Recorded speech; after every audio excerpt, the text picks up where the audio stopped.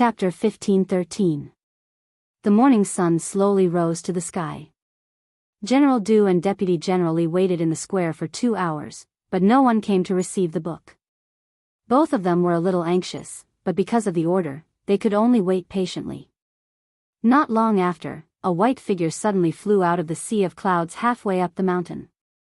It was a young man in a white robe, flying in the wind and landing from Mount God Bestowment. Seeing the white-robed young man appear, Deputy General Li was relieved and said with relief, "General Du, that person should be here to receive the tribute. When we hand in the tribute, the task will be completed." General Du nodded and said, "After handing in the tribute, we will hide under Mount God Bestowment and wait for that guy to appear. It is said that the other 2 empires also know about the news of the Sword of Burial of Heaven, and they seem to be secretly moving and sending people here. At that time, things will be very tricky." Deputy General Li had been looking up at the sky, watching the white-robed figure getting closer and closer. Suddenly, he frowned, and a flash of light flashed in his eyes. He asked, "General Du, look at that white-robed young man, why does he look so familiar?" "Familiar?" General Du was stunned for a moment. He fixed his eyes on the white-robed young man in the sky, and suddenly his face changed. "He does look familiar. This person's figure, appearance and style of clothing are a bit like Ji Tianqing." As General Du said, a white light flashed in his palm, and a picture scroll appeared. In the picture scroll was a white-robed young man, holding a dark and mysterious sword. It was Ji Tianqing and the Sword of Burial of Heaven. General Du glanced at the picture, and then looked up at the white-robed young man in the sky, and a flash of surprise flashed in his eyes. "It's really him. Great, God is really helping me. I didn't expect that the person who came to receive the tribute was Ji Tianqing. It's really a case of searching high and low for something, and finding it without any effort." As he said this, a white light flashed in his palm, and the picture scroll was put away. Deputy General Li was also very excited, and he asked, "General Du, should we do it directly or after handing in the tribute?" General Du sneered inwardly and warned him with a sound transmission, "Don't worry. Hand in the tribute first. After confirming his identity, you can snatch the sword." Deputy General Li hesitated and asked in a rather worried manner, "But we've come as envoys. If we directly take action and the matter is exposed, won't we cause trouble for the Saint Emperor?" General Du was startled for a moment and said in a cold tone, "Let's seize the sword first. If he wants to die, then we'll kill him. Anyway, he is just a candidate of a God's disciple. When the time comes, there will be no evidence. If we don't act today, we won't have another chance in the future." Hearing this, Deputy General Li no longer hesitated and made up his mind. Not long after, Ji Tianqing descended from the sky and landed on the square. He stood in the field expressionlessly and looked at General Du and Deputy General Li indifferently. The 2 of them hurriedly went up to Ji Tianqing and stood in front of him. They put on a respectful posture and bowed. "The envoy of the White Knight Empire is here to deliver the tribute under the orders of the Holy Emperor. May I ask if this young master is here to deliver the tribute?" "Yes." Ji Tianqing glanced at the 2 of them and nodded slightly. "Present the tribute." General Du quickly took out a black ring from his sleeve and handed it to him respectfully. "Young master, there are more than 7,000 books in this ring, including 2,000 volumes of alchemy books, 3,000 volumes of secret methods, and more than 1,000 volumes of array diagrams." General Du looked at Ji Tianqing with a smile and introduced the number of tributes to him. However, Ji Tianqing was not interested in this. He said with an indifferent expression, "Thank you for your trouble. Please go back." After that, he put away the black ring and turned to leave. "Wait." General Du shouted and said, "Please tell us your name and let us know who the tribute is delivered to. It will be convenient for us to go back and report to the Saint Emperor." "Ji Tianqing." Ji Tianqing said his name and flew to the sky without looking back. He was about to leave. After confirming Ji Tianqing's identity, General Du did not hesitate and immediately attacked. A golden light flashed in his palm and a dark golden sword appeared. He waved the sword at Ji Tianqing without any explanation. Swoosh! The incomparably sharp sword light instantly streaked across the sky and ruthlessly slashed at Ji Tianqing's back. Boom! In the muffled sound, the golden light splashed and Ji Tianqing was sent flying by the sword light. The white robe on his back had a large hole torn open by the sword light, revealing a shallow bloodstain that seeped with blood. Fortunately, his physical defense was strong and he was suddenly attacked, but he only suffered a minor injury. If it was an ordinary 5th-level Essence Soul Master, he would have been cut in half on the spot. The sudden change made Ji Tianqing's face change dramatically. He turned around and looked at General Du and Deputy General Li, his eyes emitting a cold light. "You are courting death." He shouted angrily and immediately stabilized his body and stopped at the edge of the square. Swoosh! A black light flashed in his right hand and the sword of burial of heaven appeared in his hand, emitting a cold and powerful aura. "Ji Tianqing, if you know what's good for you, hand over the sword of burial of heaven and I can spare your life." General Du growled with a murderous look. Ji Tianqing heard and was shocked. These two know about the sword of burial of heaven? And they want to snatch my sword? Before he could think carefully, General Du and Deputy General Li had rushed in front of him. The two of them attacked him from the left and right, waving their swords and slashing out sword light that covered the sky and earth. Hundreds of crisscrossing sword light not only contained the power to destroy heaven and earth, but also flashed with traces of purple lightning. This was the proof of a Tribulation Realm Master. Ji Tianqing immediately frowned and looked serious. The mana in his body also burst out crazily. Dharma body of heaven and earth. He used his secret skill and drew the power of heaven and earth within 1,000 miles to condense an oval-shaped 5-colored shield to protect himself. The sword light that descended from the sky slashed the shield fiercely, causing a loud kacha-kacha sound to ring out. In the blink of an eye, the 5-colored shield was smashed and dissipated on the spot. Ji Tianqing was also hit by dozens of sword light and was sent flying into the valley thousands of feet away. His heaven and earth Dharma body secret skill was a secret skill with strong defensive power. Even a 7th or 8th tier Essence Soul Realm Master might not be able to defeat it. But General Du's strength had reached the Tribulation Realm. Deputy General Li, who was slightly weaker, also had the strength of a 9th tier Essence Soul Realm Master. The difference in strength between the two parties was too great. They were not at the same level at all. Ji Tianqing was only sent flying and suffered minor injuries. This was enough to shock and disbelief the two of them. Damn brat, he's actually quite capable. He only has the strength of an Essence Soul Realm Master, but he can withstand 2 of our attacks and not die. This is incredible. Cut the crap. Let's end this quickly and snatch the sword in his hand as soon as possible. General Du and Deputy General Li secretly communicated with each other through voice transmission. Then, they unleashed their full strength and rushed toward Ji Tianqing with murderous intent, besieging him with all their might. They knew very well that they were at the foot of Mount God Bestowment. The commotion caused by the two parties fighting would quickly alert the golden armored guards. Chapter 15-14. Ji Tianqing was sent flying 10 miles away, leaving the square and falling into the valley. Before he landed, General Du and Deputy General Li rushed over again, waving their swords and sending out dozens of sword auras, enveloping his figure. At the critical moment, Ji Tianqing used the spirit concealment step, and his figure disappeared instantly. He passed through the gaps between the sword auras and flew 10 miles away. However, General Du used the Heaven's Eye secret technique and immediately detected his tracks, and chased after him with his sword. Soaring Dragon of the Sky. General Du unleashed all of his power, waving his sword and sending out a sky full of golden light, which condensed into 200-meter-long golden light dragons, charging towards Ji Tianqing. Ji Tianqing's face was grim. He waved the Burial of Heaven's sword with all of his strength, thrusting out 7 dazzling sword auras. 7-star sword. The 7 blazing white giant swords, surrounded by violent lightning, pierced towards the 2 golden light dragons. Bang bang bang bang. With a series of muffled explosions, the golden light dragons and the sword auras exploded at the same time, turning into fragments that covered the sky and earth. The loud noise reverberated in the valley, the violent shockwave wrapped around the fragments, fiercely hitting the mountain walls and the ground.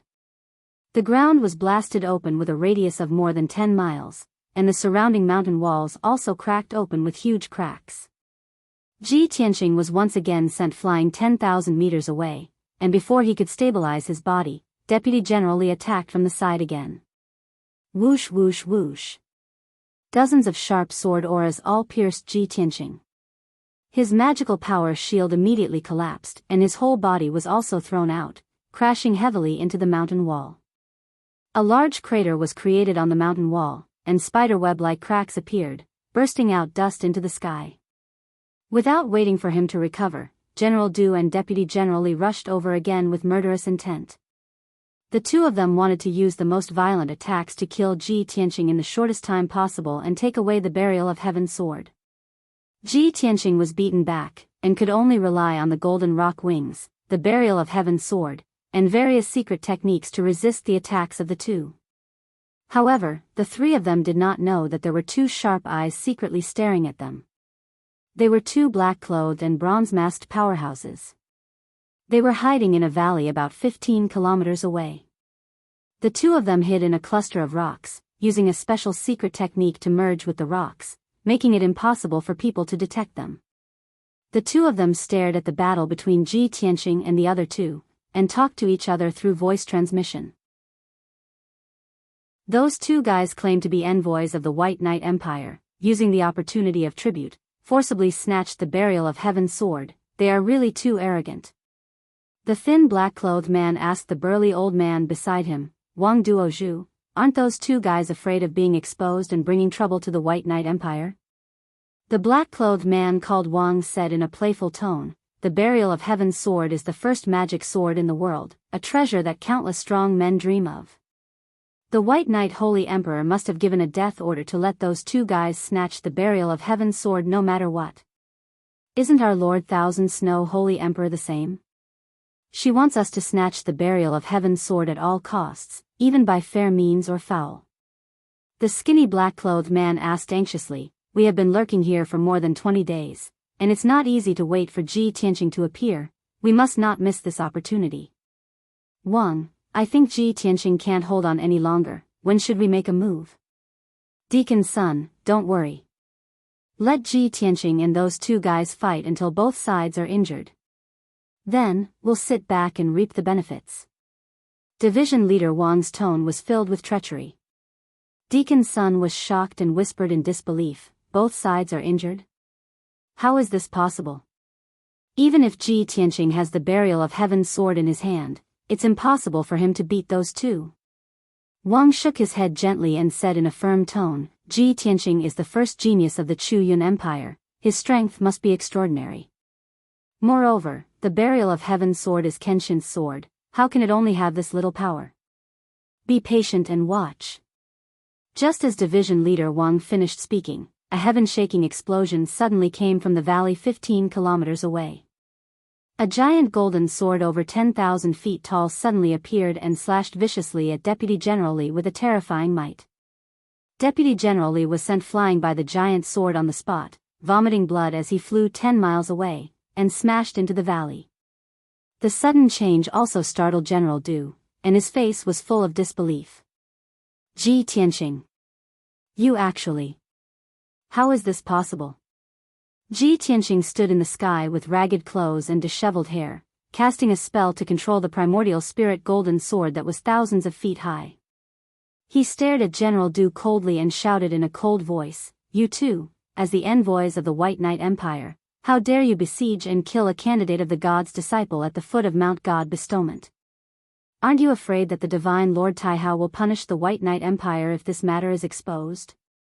General Du held the sword in his hand, and his whole body was surrounded by electric light. He shouted in a contemptuous tone, Ji Tianqing, don't flatter yourself. You're just a candidate of the God's disciple, and it's no big deal to kill you. The Divine Lord will never care about such a trivial matter, so how can he punish you? If you don't hand over the Burial of Heaven sword, you'll definitely die. As General Du spoke, his whole body surged with electric light, and the phantom of a giant beast that was thousands of feet high appeared behind him. The giant beast looked like a rhinoceros, but it only had one leg, and the two curved horns on its head were surrounded by purple electric dragons. This was General Du's primordial spirit Dharma Laksana, the legendary thunder beast Kuei Ox. His primordial spirit Dharma Laksana was very special, and it could control thunder and lightning. This was very rare, and countless strong men in the tribulation realm were envious and in awe. General Du made a Taoist gesture with both hands, and the giant phantom of the Kuei Ox immediately condensed a huge ball of electric light, which locked onto Ji Tianqing's primordial spirit Dharma Laksana. "Are you going to hand it over or not?" General Du shouted angrily with a murderous look. Ji Tianqing also activated the giant golden sword with all his strength, and tit for tat with General Du he shouted in a deep voice, "You're delusional. Then go to hell." General Du roared angrily. The giant phantom of the Kuei Ox immediately released the ball of electric light with a radius of thousands of feet, and fiercely bombarded Ji Tianqing. Boom! In an instant, the giant ball of electric light bombarded Ji Tianqing's primordial spirit golden sword, and his figure was drowned. However, a scene that stunned General Du appeared. The power of thunder that he was proud of did not hurt Ji Tianqing. Instead, it burst into electric arcs all over the sky, and was quickly swallowed by the golden sword. After the dazzling purple light dissipated, Ji Tianqing's figure appeared, and he was unscathed. He stared at General Du coldly, and said in a contemptuous tone, "Showing off your slight skill in front of an expert." The next moment, he waved his hand and threw out the sword of burial of heaven, and shouted in a low voice, "Divine sword fusion." Suddenly, the dark and cold sword of burial of heaven expanded to thousands of feet in an instant, and merged with his primordial spirit golden sword. Chapter 15:15. General Du knew very well that the power of the burial of heaven must be terrifying. Seeing the fusion of the burial of heaven and the primordial spirit golden sword, his face suddenly changed, and his eyes were filled with anxiety and worry. With his strength and means, of course, he could kill Ji Tianqing. But he couldn't help but worry that Ji Tianqing could use the power of the burial of heaven to be in a stalemate with him for a long time. The huge commotion of the two sides fighting must have alarmed the guards on Mount God Bestowment. If he couldn't kill Ji Tianqing as soon as possible, the golden armored guards would soon arrive. By then, his plan would be in vain. At this moment, Ji Tianqing had already controlled the giant sword to slash down. Heaven-splitting sword. The giant golden sword, suffused with a hazy black shadow and purple electric light, erupted with a destructive power and instantly struck General Du. He had no chance to dodge at all, and could only activate the Kuei Ox phantom to block the giant sword. Boom! A loud noise that shook the sky exploded in the valley and spread for hundreds of miles. The giant Kuei Ox phantom was cut in half on the spot, and the purple light burst out, illuminating the entire valley. General Du also looked as if he had been struck by lightning. His face turned pale, and blood spurted from his mouth and nose. His whole body was like a broken sack, flying more than 10 miles away and smashing into the rock wall of Mount God Bestowment. The extremely hard dark brown rock wall was smashed into a pit with a radius of 10,000 feet, and dense cracks appeared around it. The sacred and majestic Mount God Bestowment also trembled a few times, making a dull rumbling sound. This sword was the most powerful sword that Ji Tianqing could unleash. Moreover, the fusion of the burial of heaven and the primordial spirit golden sword doubled the power of this sword. Because of this, General Du, who was at the first stage of the tribulation transcendence realm, was sent flying and seriously injured by this sword. The Kuei Ox phantom that was cut in half quickly disappeared and retracted into General Du's body. His primordial spirit was seriously injured and was lying in the deep pit in the rock wall, buried by countless gravel. Ji Tianqing cast a spell again and controlled the primordial spirit golden sword to slash at the deep pit, wanting to take the opportunity to kill General Du, but at this moment, Deputy General Li rushed out from the side with his injuries. "Little bastard, you're courting death." His eyes were about to burst with anger, and he roared with murderous intent. He flew out of the deep pit to help General Du to block the sword. In the sky behind him, a 10,000-meter-tall golden shadow appeared. It was a golden-armored giant with 4 arms, each holding a saber, a spear, a sword, and a halberd. Under the control of Deputy General Li's body, the golden primordial spirit golden sword. Boom! With a thunderous explosion, the golden sword struck the golden-armored giant. Immediately, the 4 arms of the golden-armored giant were chopped off, turning into specks of golden light that dissipated into the sky. The golden sword golden giant was also cut in half and quickly retracted into Deputy General Li's body. Deputy General Li's primordial spirit was seriously injured. He spat out blood and flew back into the deep pit. His robe was ragged, and his body was full of cracks. Blood gushed out and dyed him red. He struggled in the pile of gravel and was about to get up to rescue General Du at this moment. Ji Tianqing controlled the primordial spirit golden sword to slash down. Heaven-breaking sword. The giant's sword released a golden light that covered the sky and the sun. It had the power to destroy everything and hit Deputy General Li hard. Bang! Deputy General Li was cut into pieces by the giant's sword on the spot, and a large rain of blood splattered out. The huge deep pit was also broken, and gravel splashed out everywhere. The violent and unparalleled power shook the entire God-sealing mountain violently, and made a deafening muffled sound. Deputy General Li's body was destroyed, and only a severely injured primordial spirit was left. He didn't dare to stay any longer. Panicking, he burrowed into the ground and fled without a trace. General Du's primordial spirit was also seriously injured, but his body was not destroyed, and his injuries were slightly lighter. He was also shocked by the terrifying power of the Burial of Heaven sword. His heart was filled with grief and anger, and he roared in a hoarse voice, "It really is the Burial of Heaven sword. No wonder it has such a terrifying power. Ji Tianqing, you're lucky this time. You won't be so lucky next time." He let out an unwilling roar and hurriedly used the earth escape secret technique to drill into the rock wall and escape as fast as he could. Ji Tianqing's divine sense could detect the traces of General Du and Deputy General Li. He knew that they were escaping underground. But he didn't chase after them. With his strength and means, it was not enough to kill General Du and Deputy General Li. He could seriously injure them because of the power of the Burial of Heaven sword. If he rashly chased after them, he would have to leave the range of God's sealing mountain. At that time, he would encounter greater danger. At the same time, in a valley 15 kilometers away, 2 black-robed experts witnessed the scene with their own eyes. They were so shocked that their hearts were beating wildly, and their eyes were filled with horror. It's unbelievable. Isn't Ji Tianqing only at the 5th firmament essence soul realm?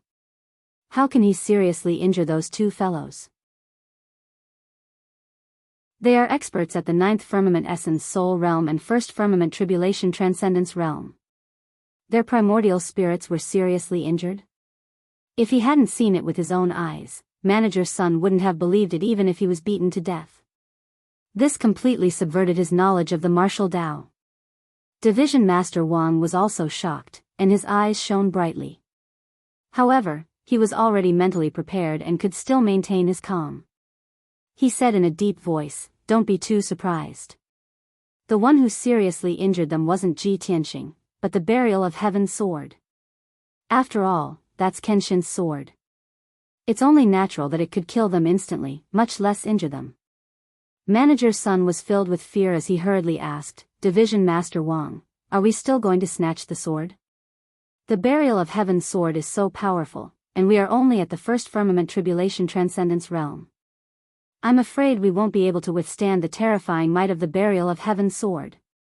Division Master Wang frowned and pondered for a moment before saying in a deep voice, "Of course we have to. Now is the best time to snatch the sword. That Burial of Heaven sword is incomplete, so its power is definitely limited. Ji Tianqing must have exhausted all his dermic powers in order to repel those 2 fellows. Now is the time when he is at his weakest. However, the guards of Mount God's Sealing will be arriving soon. We have to snatch the Burial of Heaven sword within 30 seconds. As he spoke, Division Master Wang silently left the rubble and flew towards Ji Tianqing. Manager Sun hesitated for a moment before hurriedly following. At this moment, Ji Tianqing had just retrieved the golden sword and the burial of heaven's sword and was about to fly into the sky and return to the peak of Mount God's ceiling. The white robe he was wearing had not only become rags, but it was also stained with dust and blood. His long hair was disheveled, and his figure looked quite miserable and weak. In just 2 breaths, Division Master Wang and Manager Sun had crossed more than 30 miles and rushed behind him. Without any hesitation, the two instantly took out their weapons and magic treasures and launched an attack on Ji Tianqing. Division Master Wang held a treasured saber and slashed at Ji Tianqing's back with all his strength.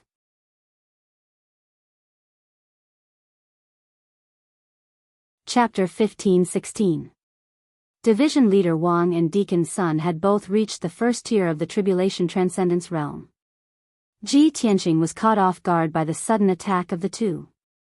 Division Leader Wang waved his saber and slashed out dozens of flaming blades, which shrouded Ji Tianqing's figure, preventing him from dodging. Deacon Sun's bronze crossbow was a supreme-grade Essence Soul Realm Dharma treasure. It was extremely powerful. The icy blue arrow shot out from the bronze crossbow was only 3 feet long. It was crystal clear and contained an extremely cold aura. The power of this arrow was extraordinary. It was enough to penetrate the Dharma body of a 9th-level Essence Soul Realm expert and destroy his Essence Soul Dharma idol. The most important thing was that the tiny arrows were not conspicuous in the sky full of flames. They were very well hidden. Ji Tianqing was about to use his sword to block the slash of the saber radiance when the icy blue arrow shot in front of him and was about to pierce his heart. At this critical moment, he suddenly felt a cold aura invading his body. It was as if his entire body was about to freeze. He reacted almost instinctively and immediately spread his golden wings to protect himself. Clang! The golden rock's wings had just closed when the icy blue arrow pierced the golden wings. There was a crisp sound of metal clashing.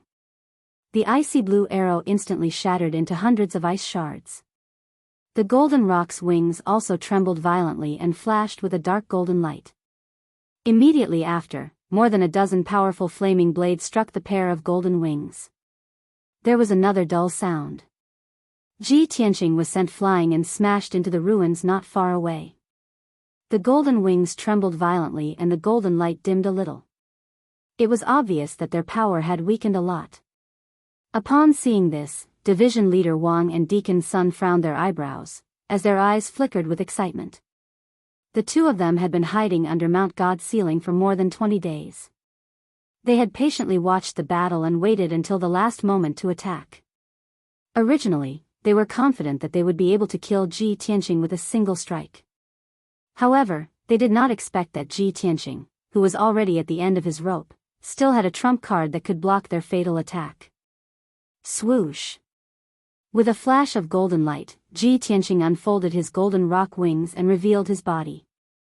He flew out from the rubble ruins and stared at Division Leader Wang and Deacon Sun with a sharp gaze.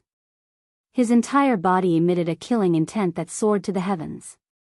With a cold voice, he shouted, "You two also want to steal the sword?" Division Leader Wang and Deacon Sun were startled for a moment. Their eyes under the bronze masks revealed sinister sneers. "That's right. Since you know, why don't you hand over the sword of burial of heaven?" Ji Tianqing furrowed his brows.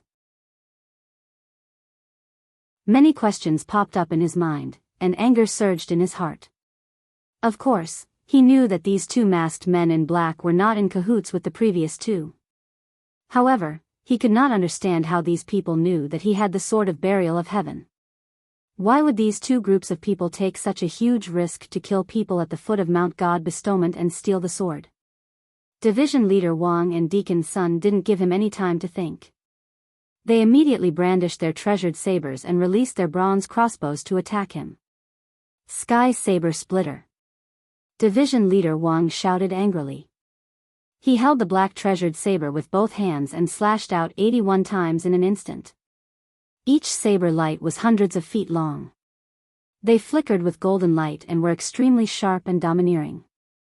The 81 saber lights formed a crisscrossing saber net that descended from the sky toward Ji Tianqing. The saber net sealed the area within a radius of 10 miles, leaving him with no way to escape. Deacon Sun also activated the bronze crossbow with all his strength. He released 3 dark golden arrows that shot toward Ji Tianqing's forehead, throat, and heart. Ji Tianqing was in a perilous situation. If he couldn't block the saber lights and arrows, his life would be in danger. At this critical moment, he didn't hesitate to use the primordial spirit golden sword and took out the sword of Burial of Heaven. Burial of Heaven, lend me a hand.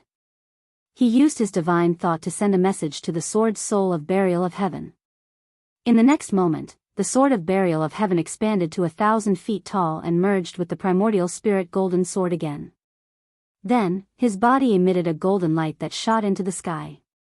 His body turned into a dazzling brilliance and merged with the primordial spirit golden sword.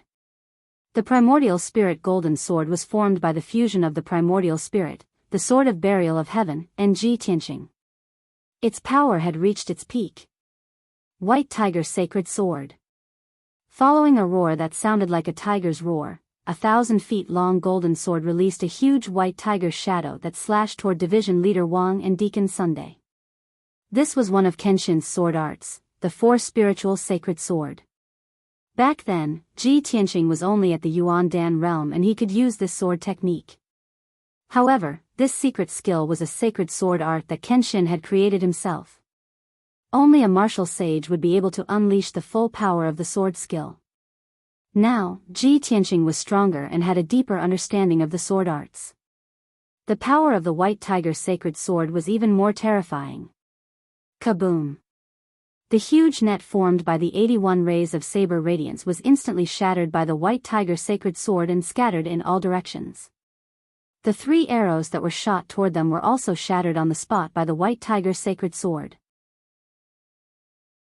Division Leader Wang and Deacon Sun's attacks were actually so weak under the White Tiger Sacred Sword. The 2 of them looked on helplessly as the huge sword slashed down on them. However, they were suppressed by the terrifying power and had no time to dodge or escape. Their eyes were filled with shock and fear. They were shocked that Ji Tianqing could use such a marvelous sword technique and were fearful of the terrifying power of the sword of Burial of Heaven. Bang! With a loud muffled sound, Division Leader Wang and Deacon Sun were sent flying by the huge golden sword. They crashed into the ground with a loud bang. A huge ravine that was 30 miles long and 10,000 feet wide was formed on the rocky ground. Endless crushed stones flew into the sky and the earth within a radius of a few hundred miles trembled. The majestic Mount God bestowment shook again.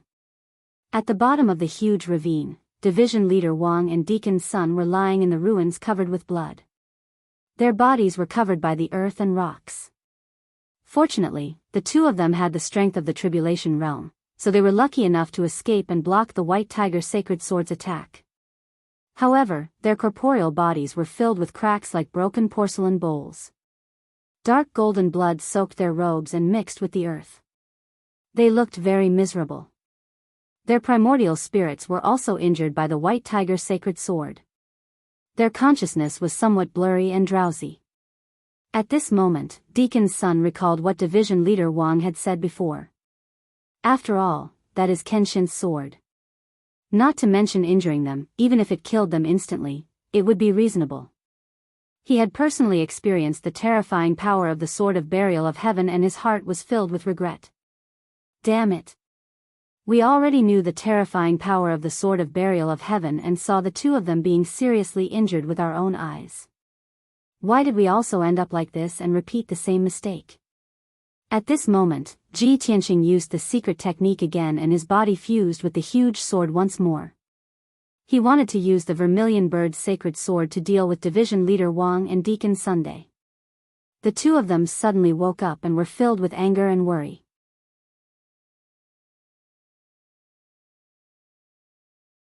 Chapter 15-17. Although Division Leader Wang and Deacon Sun were both at the first level of the Tribulation Transcendence Realm, they did not know each other.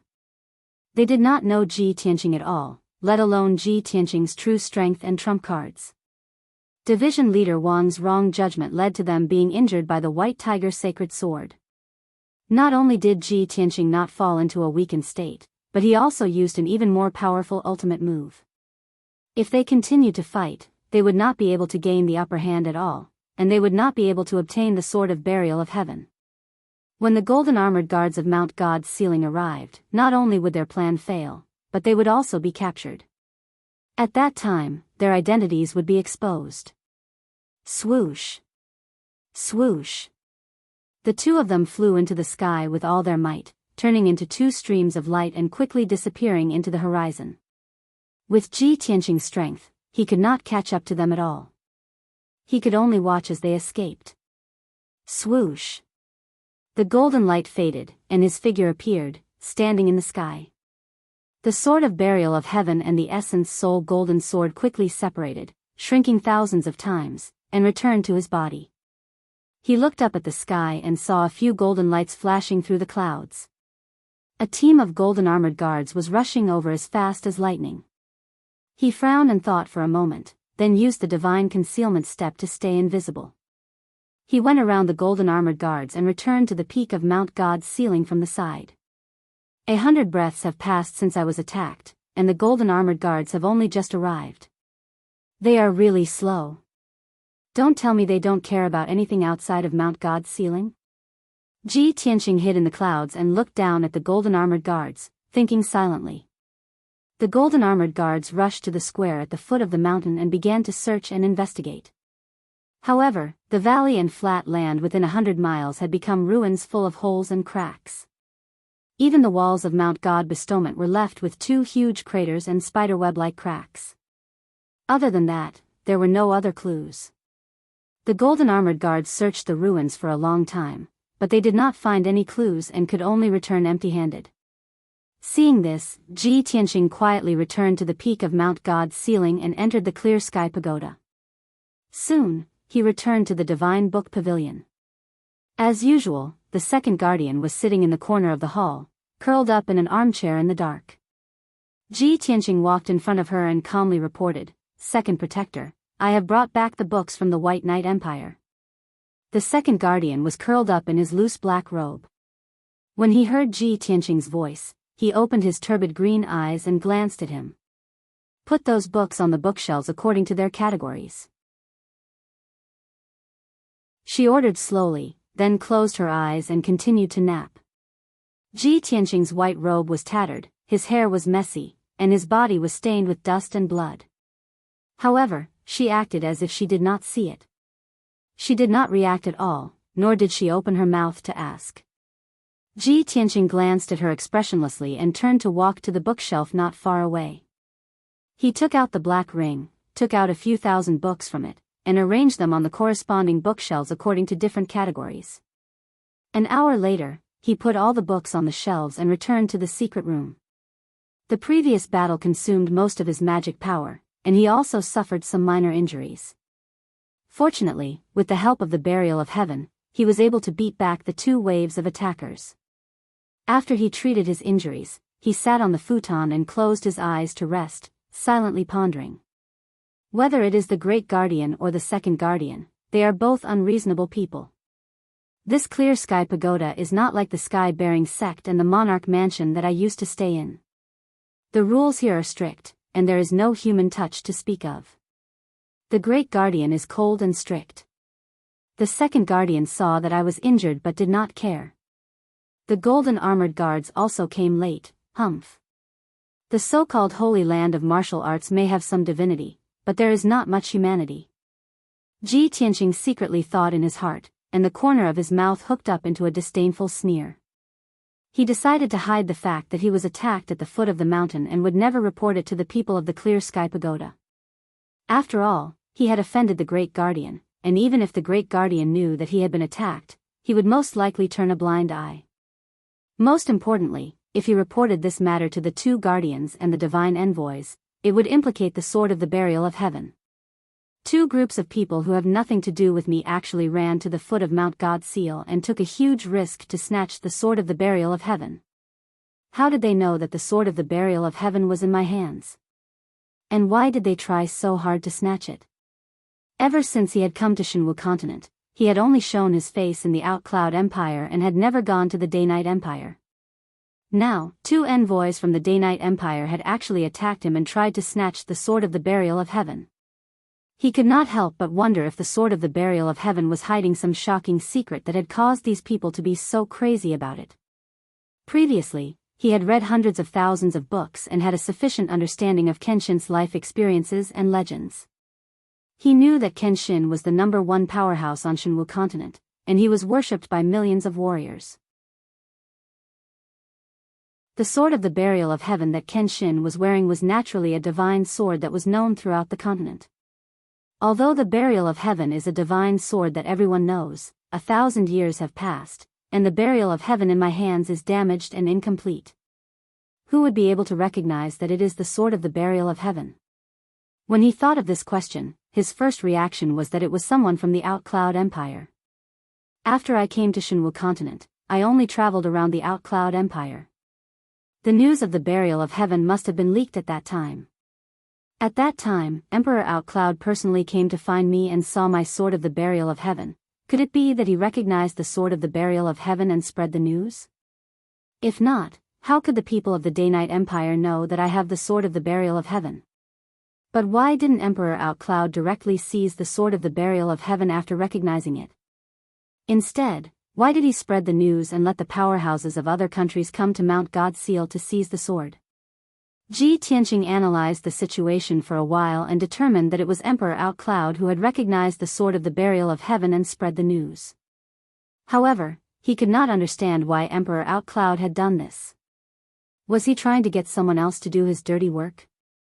Emperor Outcloud was a martial saint powerhouse, so there was no need for the emperor of a country to do such a thing. Ji Tianqing pondered for a long time, but he still could not figure out this problem. However, he was certain that a huge conspiracy was coming his way. After a while, he thought of another, more important problem. Since Emperor Outcloud could recognize the Sword of the Burial of Heaven, then the first, second, and divine envoys of the Clear Sky Pagoda might also recognize it. Fortunately, I haven't used the Sword of the Burial of Heaven in front of everyone since I came to the Clear Sky Pagoda. If the Sword of the Burial of Heaven was exposed, who knows how much trouble and disturbance it would cause.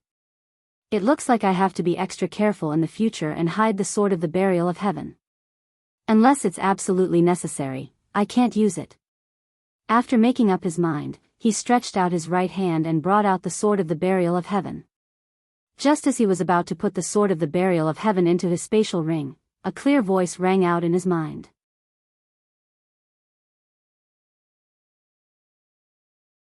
Chapter 15:18. Hearing this voice, Ji Tianqing was startled. Soon after, he smiled and sent a voice transmission. "Qianyu, you've already finished your seclusion?" The voice transmission came from Qianyu.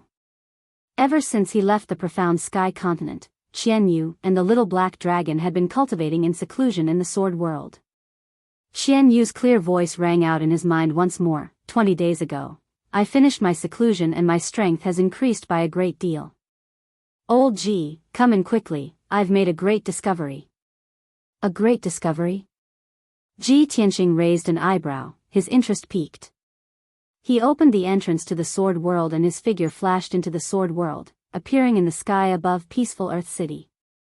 Qianyu was flying in the blue sky, his body over 300 meters long and his 12 furry tails flickering with an icy blue light. After not seeing him for a long time, Ji Tianqing sized him up and found that his strength had reached the 5th layer of the spirit refining realm. When Qianyu saw him, she hurriedly flew over, her clear eyes filled with excitement. Old Ji, come with me, I'll take you to a place. As he spoke, he carried Ji Tianqing on his back and flew towards the northeast of peaceful Earth City. Ji Tianqing was a little confused and asked, Qianyu, where are you taking me? What did you discover? Qianyu flew through the sky as fast as lightning and said, Old Ji, the Sword World is growing every day, constantly expanding its space. You should know this, right? Of course. Ji Tianqing nodded and explained, as the Burial of Heaven's strength continues to recover, the Sword World will also expand.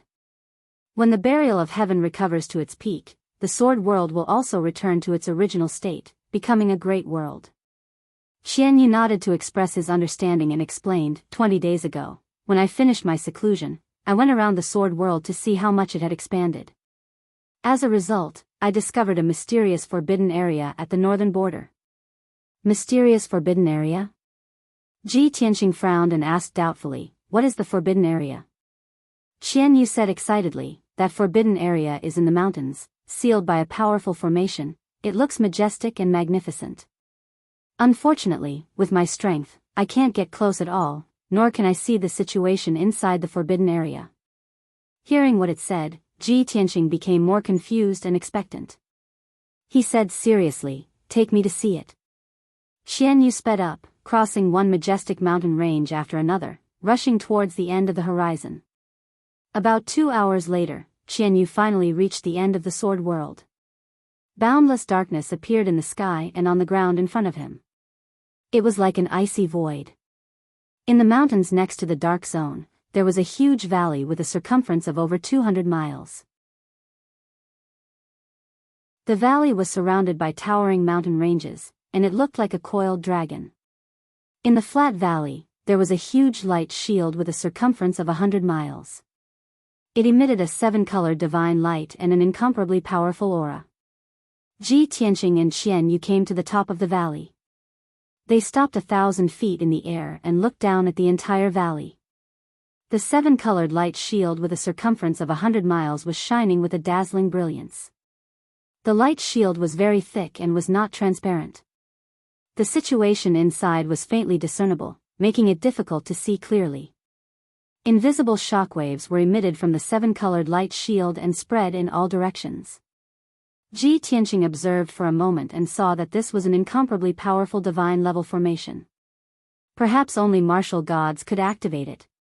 The invisible shockwaves were just the natural fluctuations of divine power when the divine-level formation was in operation. But to Qianyu, this power of the shockwaves was terrifying enough. It stopped 1,000 feet in the air, desperately resisting the shockwaves, but it seemed to be very difficult. Every time the shockwaves swept past, its huge body would tremble and burst out with an icy blue brilliance. It would consume a large amount of magic power to stay here for even a breath of time. Ji Tianqing saw that it was very uncomfortable and asked it to retreat far away. Then, he descended from the sky near the 7-colored light shield and observed it closely. Strangely, the powerful shockwaves from the divine-level formation automatically swept past him and did not cause any impact or pressure on him. He observed carefully around the 7-colored light shield and was not affected in the slightest. After a quarter of an hour, he circled around the divine-level formation and finally saw the situation inside the light shield. The ground within a radius of 100 miles was paved with huge black stones, making it look like an enormous altar. At the top of the altar, there was a huge black stone tablet that was 1,000 meters tall. There seemed to be words carved on the black stone tablet, but he could not see them clearly. He could only sense that the black stone tablet seemed to be similar to the sky sword stele and the 18 tombstones in the Kenshin tomb. An ancient divine tier formation protecting a huge altar and a mysterious stone tablet? Why would these things appear in the sword world? What secrets are hidden in the altar and the stone tablet? With doubts in his heart, Ji Tianqing used his divine sense to send a message to Burial of Heaven. Buried Heaven, I've discovered a god-level formation in the sword world. There's a black altar and a gigantic stone tablet in it.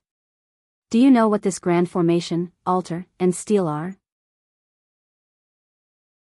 Burial of Heaven seemed to ponder for a while before replying in a solemn tone, look carefully at the altar and stone tablet. What do you think they look like? Ji Tianqing stared at the huge altar and stone tablet in the light shield.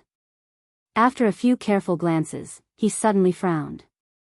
Why did this altar and stone tablet look like a tomb? That's right, Burial of Heaven said in a low voice. That is a tomb, a Kenshin tomb. Ji Tianqing's brows immediately knit together.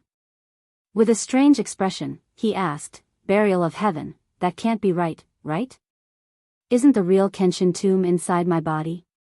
Burial of Heaven said in a solemn and respectful voice, there is something I didn't tell you. There are actually 2 real Kenshin tombs, the Yin and Yang tombs. Before Kenshin fell, he used up all of his divine power to construct them. They contain heaven-shaking mysteries and peerless treasures. The Kenshin tomb inside your body is the Yin tomb. It contains Kenshin's sword arts and legacies. The Kenshin tomb in front of you is the Yang tomb. It contains Kenshin's relics and other things. The Yin and Yang tombs? So that's how it is. Ji Tianqing immediately understood. He stared at the Yang tomb with shining eyes and thought to himself, the Yin tomb inside my body not only has 18 tombstones, but also records Kenshin's supreme sword arts. There is another world inside the tombstones that connects the Heavenly Tome Pavilion and the Divine Weapon Pavilion. The importance of this Yang tomb shouldn't be any less than the Yin tomb. I wonder what treasures are stored inside.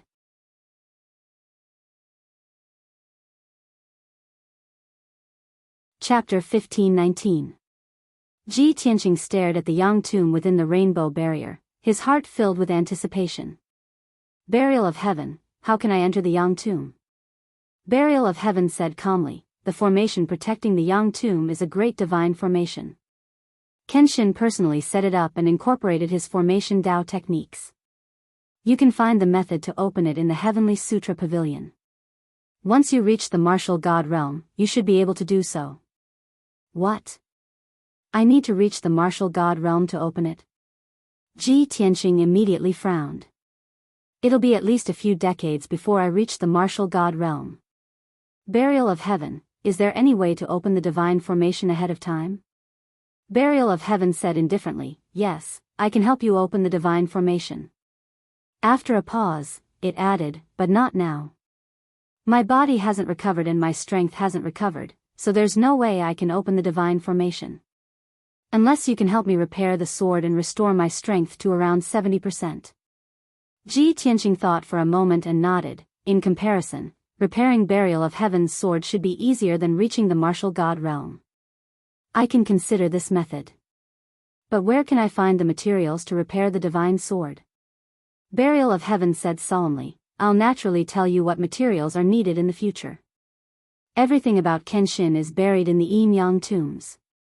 If you can combine the tombs one day, you'll be able to discover the earth-shattering treasures that Kenshin left behind.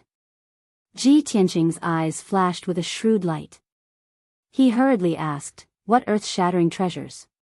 Burial of Heaven said with some disdain, it's a top secret that can shock the world and shake the 9 heavens. Then what is it? Ji Tianqing's interest was piqued and he grew increasingly curious. Burial of Heaven said gravely, with your current strength and situation, it's best if you don't know. You'll naturally understand once you open the divine formation and enter the Yang tomb. This answer from the Burial of Heaven made Ji Tianqing feel rather helpless. He could only suppress his curiosity and anticipation as he turned around and left the valley. Qian Yu was waiting outside the valley. When he saw Ji Yunshu come back, he quickly greeted him and asked, Old Ji, how was it?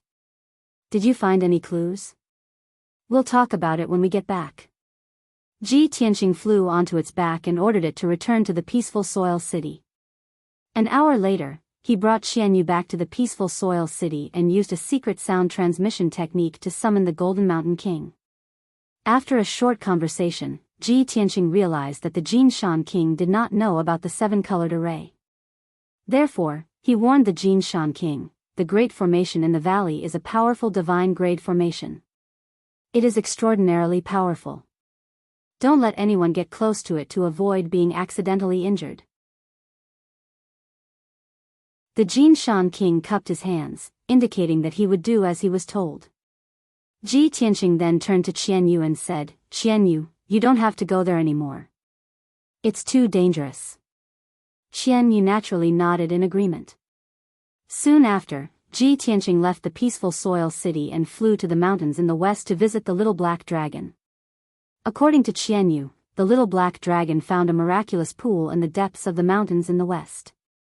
There seemed to be a spring in the pool that gushed out spiritual water, making the entire pool seem like a paradise.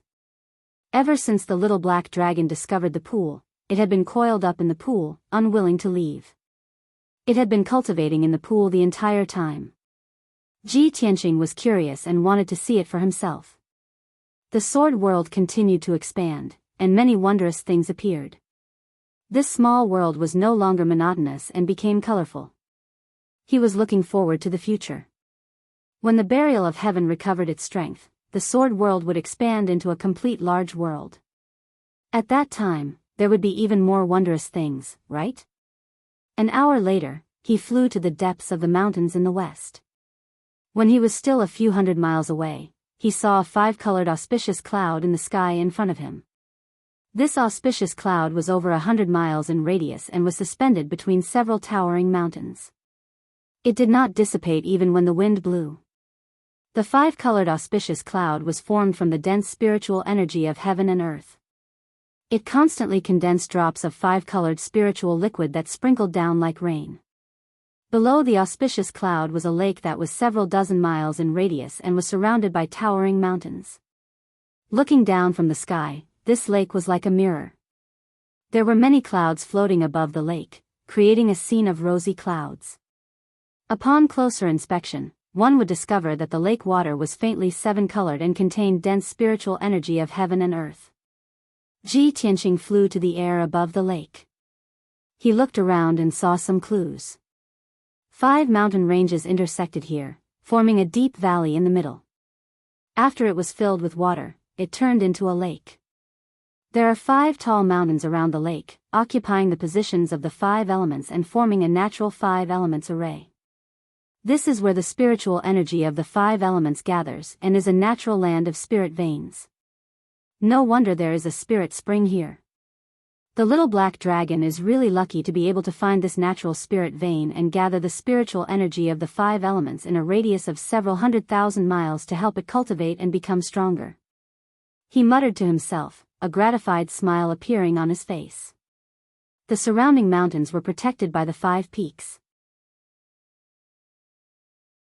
The lake water was as calm as a mirror and clouds slowly flowed in the air. There were also 5-colored auspicious clouds in the sky that constantly sprinkled spiritual rain. It was truly a peaceful land of treasures, like a paradise. Ji Tianqing observed for a while before calling out to the calm lake, "Little black dragon, come out and meet me." As his voice fell, the originally calm center of the lake gradually rippled and rippled, spreading out in all directions. In a few short breaths, the lake water in a radius of 10 miles seemed to be boiling as huge waves surged.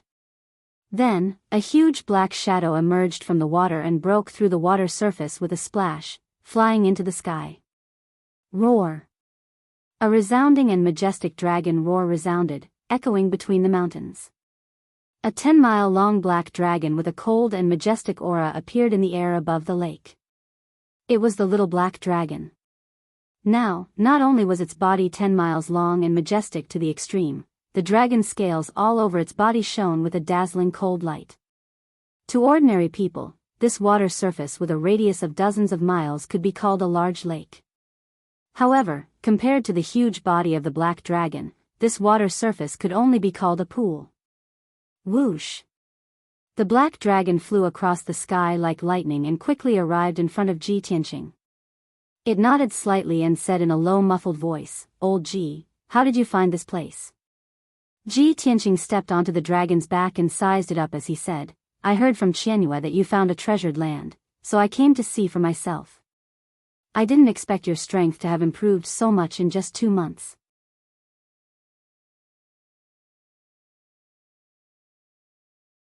Chapter 15:20. The little black dragon circled above the lake, inhaling and exhaling like a whale sucking in water. It had a leisurely look on its face, and its tone was full of joy. "Old Ji, I talked to Qianyue before, and my situation is the same as hers. I don't know why, but ever since we broke through to the spirit refining realm, it's as if we've awakened our bloodlines, gained intelligence, and innate gifts. Our cultivation speed has increased by leaps and bounds. Before, we thought that it was the sacred phoenix heart's powerful effects that brought about such changes. But now, I feel that it's not just the sacred phoenix heart's effects. There might be other reasons as well." After listening to the little black dragon's words, Ji Tianqing smiled and explained, "You're not a flood dragon from the East Sea, but a true divine dragon. Qianyue has an extraordinary background as well, and she is a sky fox. Both of you are divine beasts, and your future achievements are limitless. You will definitely reach the deity realm. Only after reaching the spirit refining realm did you awaken your divine beast bloodlines and innate gifts. That is the beginning of your growth. Don't worry too much about this matter, just focus on your cultivation. When you and Xianyu break through to the primordial spirit realm, we will be able to roam the Shenwu continent unhindered and roam the world. The little black dragon nodded solemnly, and a look of anticipation appeared in its large eyes. Old Ji, we know that it won't be long before you go and find Yunyao. At that time, you will definitely encounter many dangers and obstacles, so we have been cultivating diligently. We hope that we can help you in the future. Hearing its serious and sincere words, Ji Tianqing's heart warmed slightly, and he nodded. All right, I also look forward to the two of you becoming stronger as soon as possible and roaming the world with me. He chatted with the little black dragon for a while longer before leaving the 5 elemental spirit lakes. Not long after, he exited the sword world and returned to his private room to continue cultivating. It was late at night, and not a sound could be heard. A bright moon hung high in the sky, sprinkling down bright moonlight. At the peak of God Seal Mountain, the 6 palaces that housed the geniuses of the 6 nations were still lit. Within the day-night palace, in a dark room, there were specks of dazzling multicolored light. A young man in a black robe was sitting on a futon made of spiritual jade. This person's figure was tall and straight, and his face was like jade. He wore the attire of an elegant young master, and his bearing was rather noble and refined. He was the number 1 genius of the White Knight Empire, the 7th son of the White Knight Holy Emperor, Song Jianghu. At this moment, he was holding a white communication jade slip with both hands, which was flashing with white light. The jade slip recorded a secret order from the White Knight Holy Emperor. After he finished reading the order with his divine sense, he frowned and began to ponder. After a long time, he put the jade slip into his interspatial ring and murmured with a complicated expression, Ji Tianqing, the sword of burial of heaven. Who would have thought that the world's number 1 divine sword would be in his hands? This person was the number 1 genius of the Chuyun Empire. The great emperor of the Chuyun Empire actually did not discover that he possessed the sword of burial of heaven and allowed him to come to the clear sky pagoda. Was this the will of the heavens? It was destined that the sword of burial of heaven would not belong to the Chuyun Empire.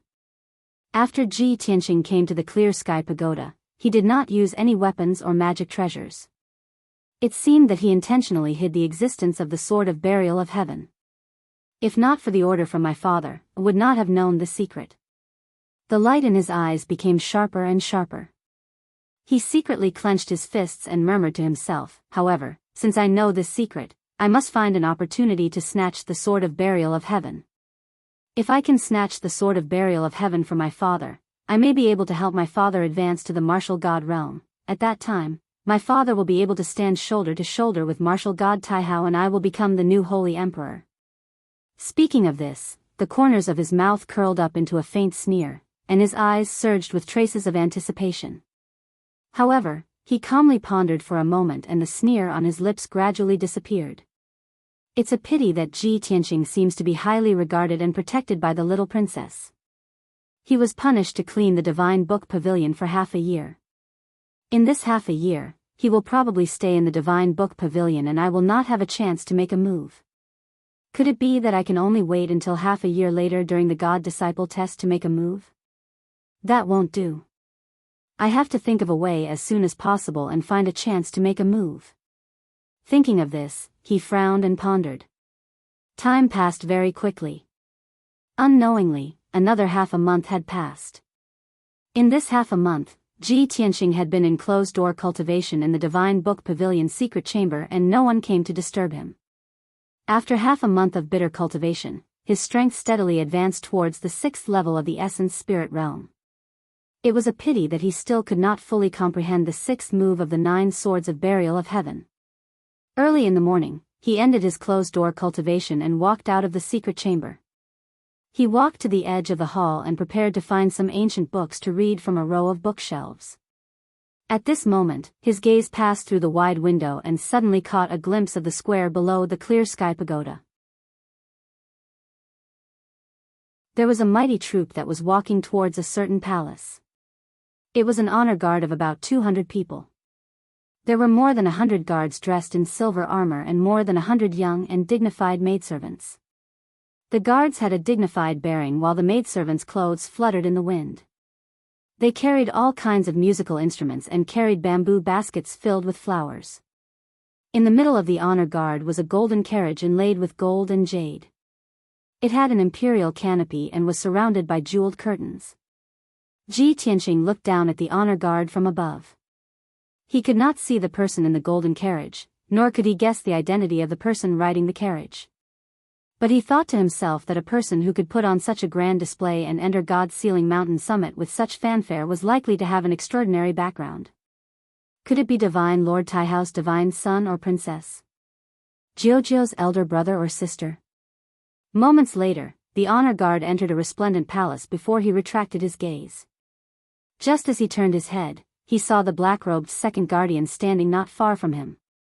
The second protector came without a sound, like a ghost. The pair of turbid eyes under the black robe were also staring at the square below the clear sky pagoda, watching the honor guard enter the palace. Ji Tianqing hesitated before asking, "Second guardian, that troop just now, whose honor guard is it?" Second guardian looked out of the window expressionlessly and said in a hoarse and calm voice, "It's the crown prince of the Thousand Snow Empire, Lu Li. He was once a disciple of the Clear Sky Pagoda. After he achieved great success, he left the Clear Sky Pagoda and returned to the Thousand Snow Empire to be conferred the title of Crown Prince. Every 3 years, he will return to the Clear Sky Pagoda to pay his respects to Divine Lord Taihao in the temple. But he will first stay in the Temple of Tranquility for 7 days. After 7 days of cleansing, he will go to the temple to pay his respects." "I see." Ji Tianqing nodded to show that he understood. Second guardian showed a gratified expression and continued, "Lu Li is very outstanding. He has come to the Divine Book Pavilion countless times, flipping through books without sleep or food. He has also consulted me many times about Taoist scriptures."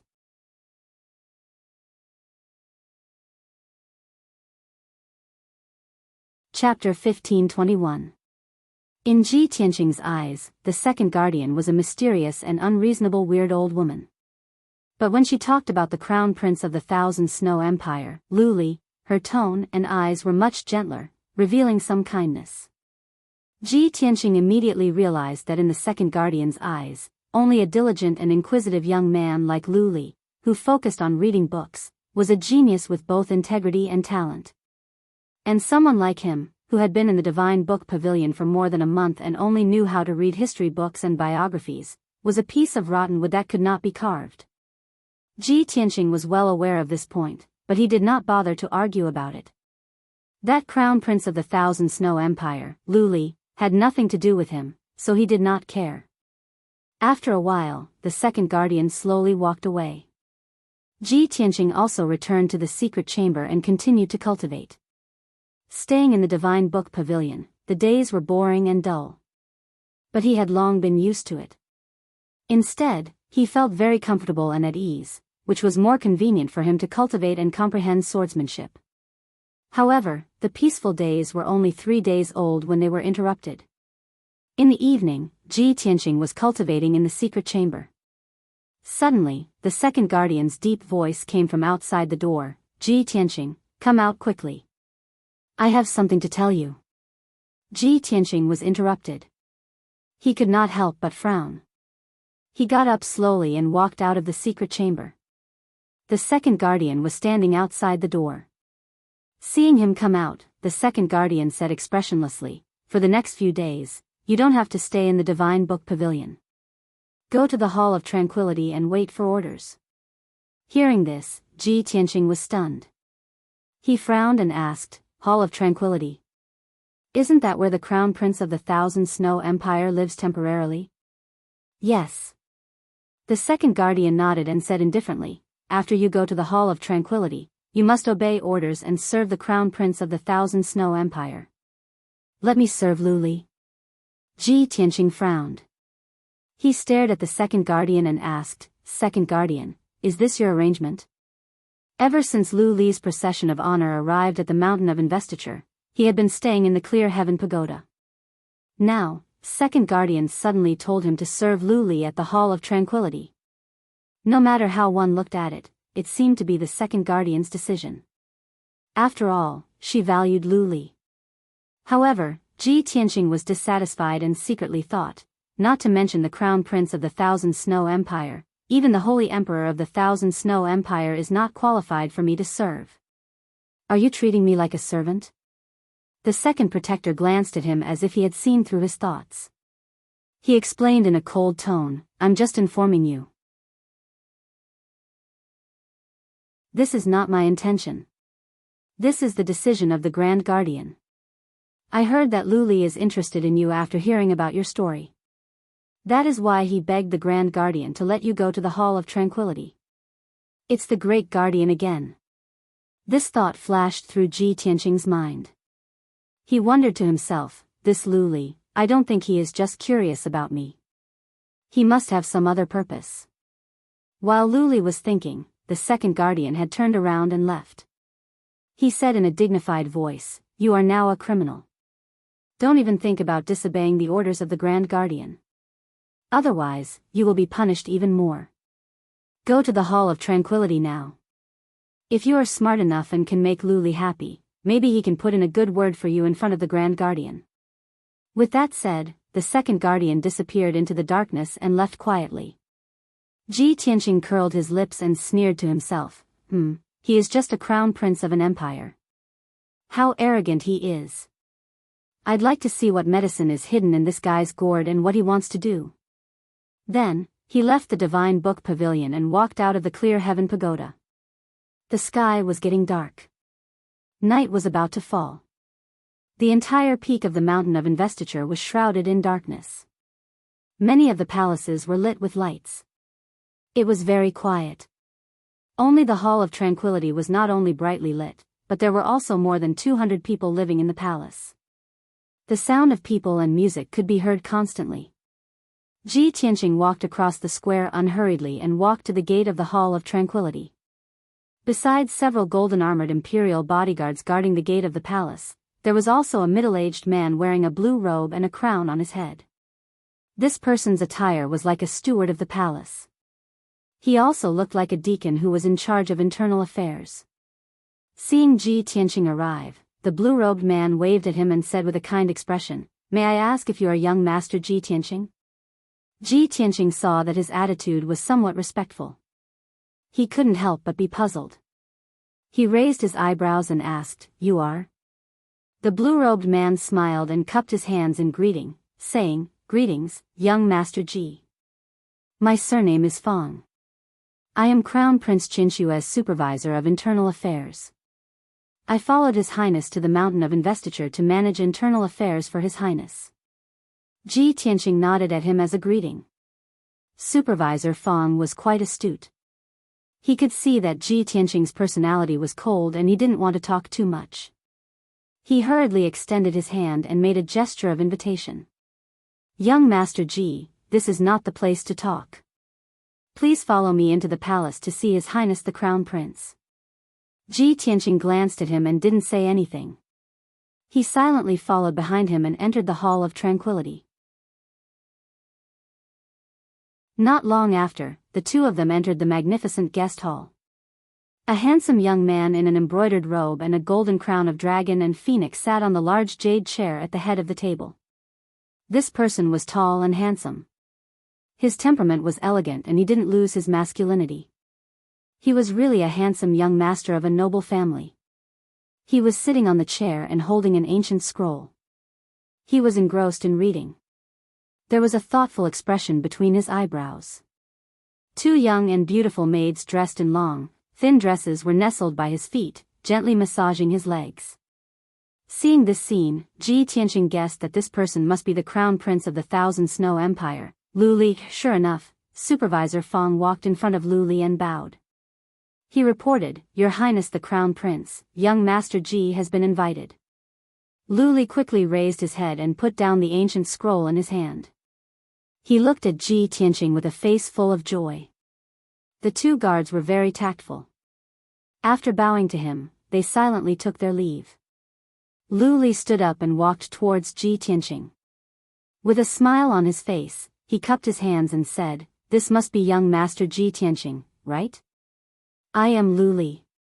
I have been looking forward to meeting young Master Ji for a long time." Although Ji Tianqing saw that Lu Li was so polite, he guessed that this person must have other intentions. However, as the saying goes, one doesn't slap a smiling face. Since the other party was so polite, he nodded calmly and greeted him. Crown Prince Lu is too polite. The two exchanged some pleasantries and sat down. Supervisor Fong brought a cup of spirit tea for Ji Tianqing and silently stood next to Lu Li. Ji Tianqing didn't beat around the bush with Lu Li. He asked directly, "Crown Prince Lu, I don't know you and we have nothing to do with each other."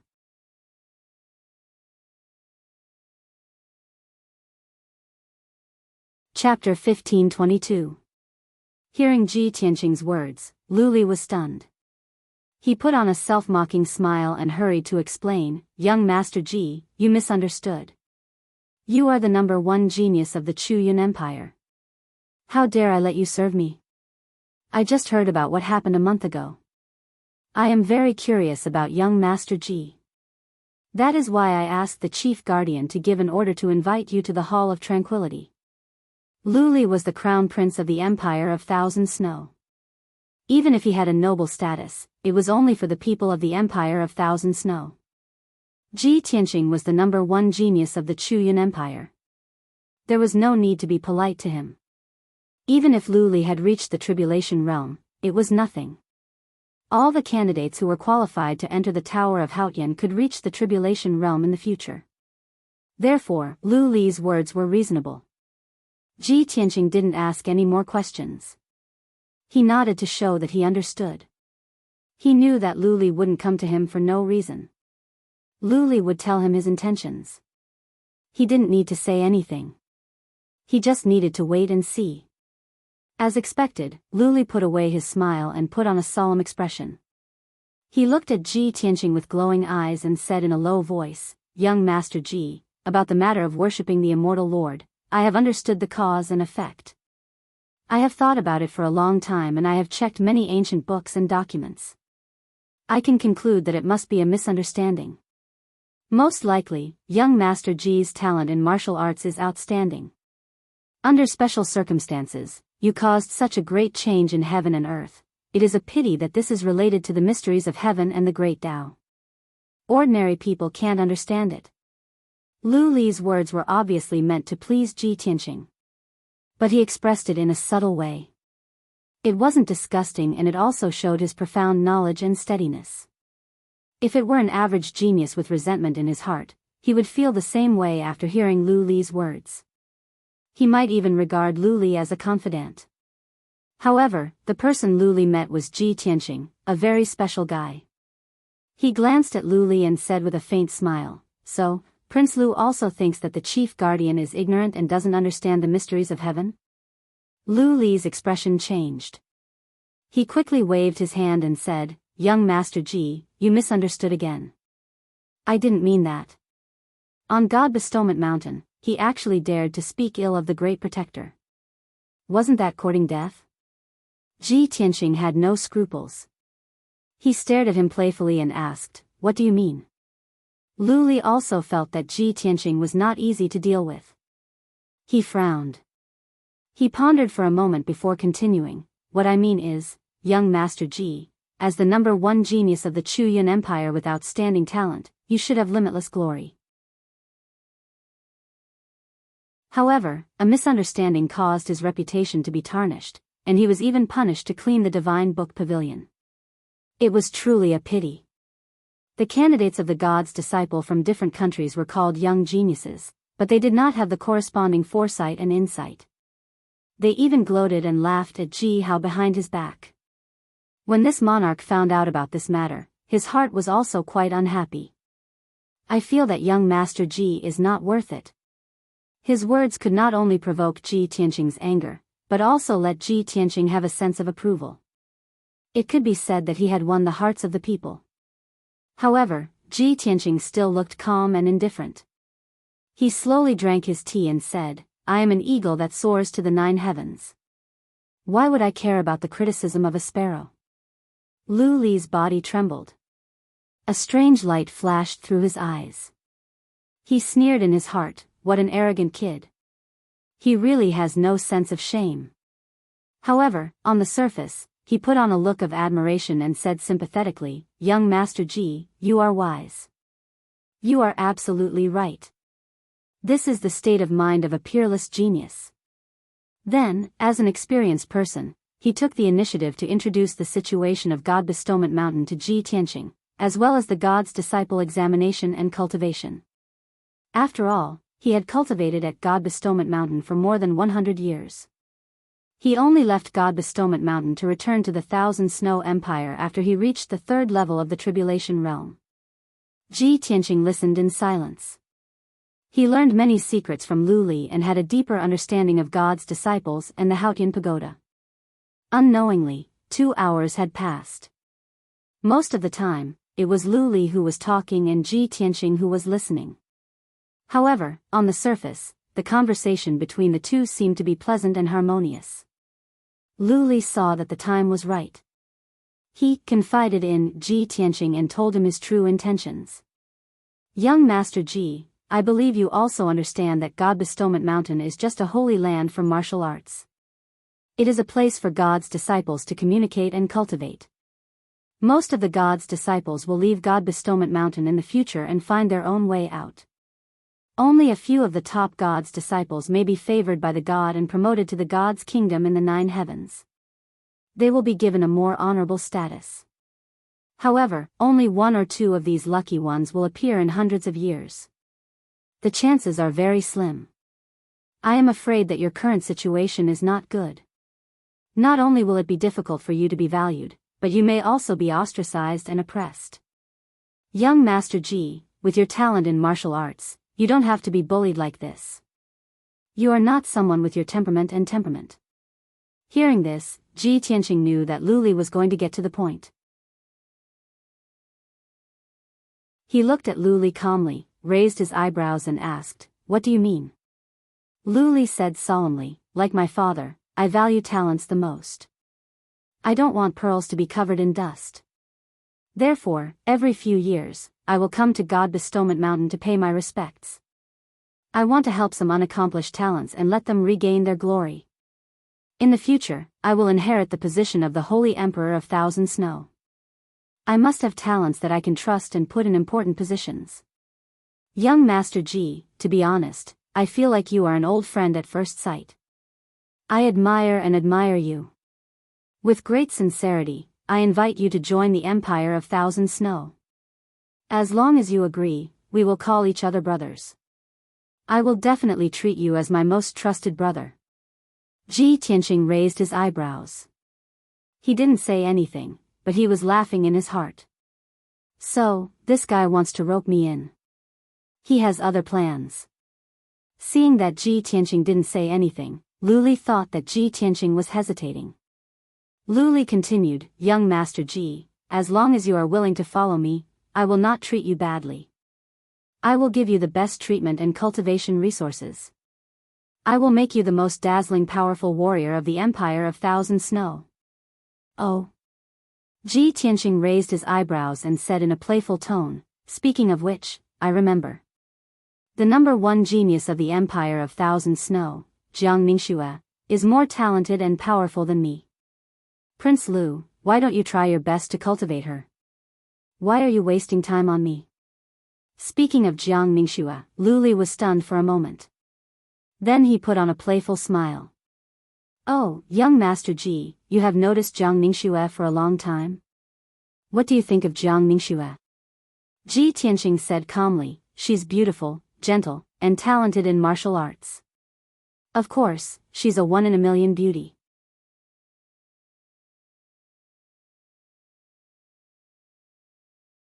Chapter 1523. Ji Tianqing didn't expect Lu Li to suddenly say this. An idea popped up in his mind, a honey trap. Looks like this guy is plotting something big.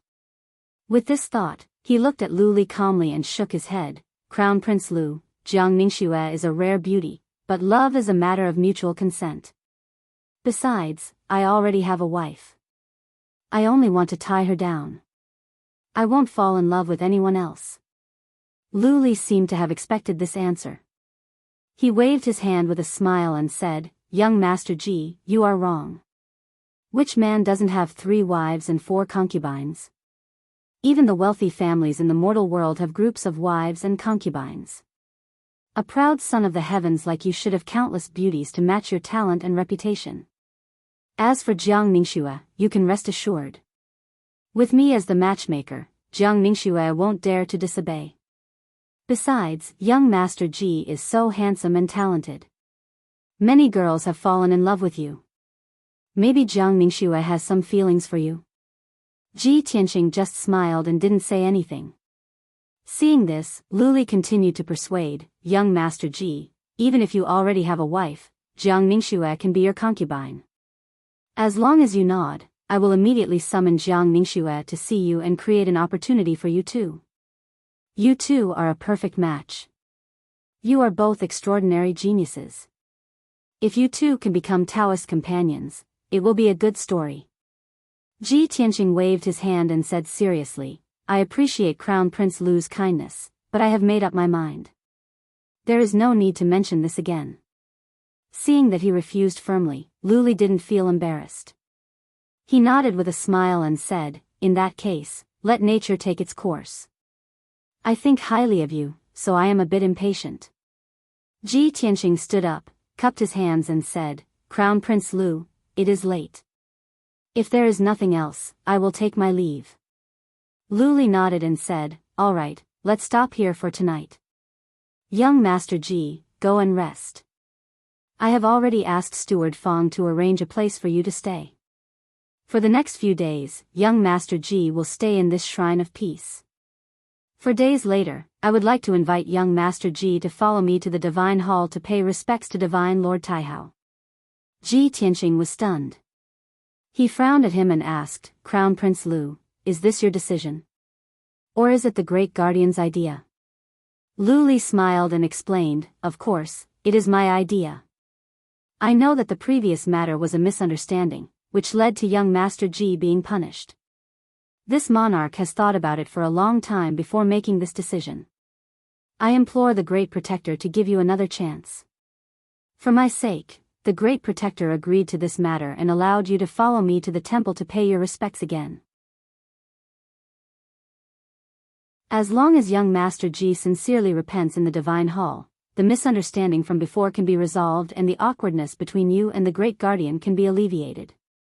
With that said, Lu Li put on a confident smile and stared at Ji Tianqing. He thought to himself, Ji Tianqing is now a criminal. Not only did he offend the Great Protector, but he is also mocked by the young geniuses of various countries. He is a proud and arrogant person. How can he endure such humiliation? He must have a bellyful of resentment in his heart that cannot be resolved. I will plead with the Great Protector for him and give him a chance to turn over a new leaf. This will give him a way out. As long as he is not an idiot, he will seize this opportunity and he will be grateful to me."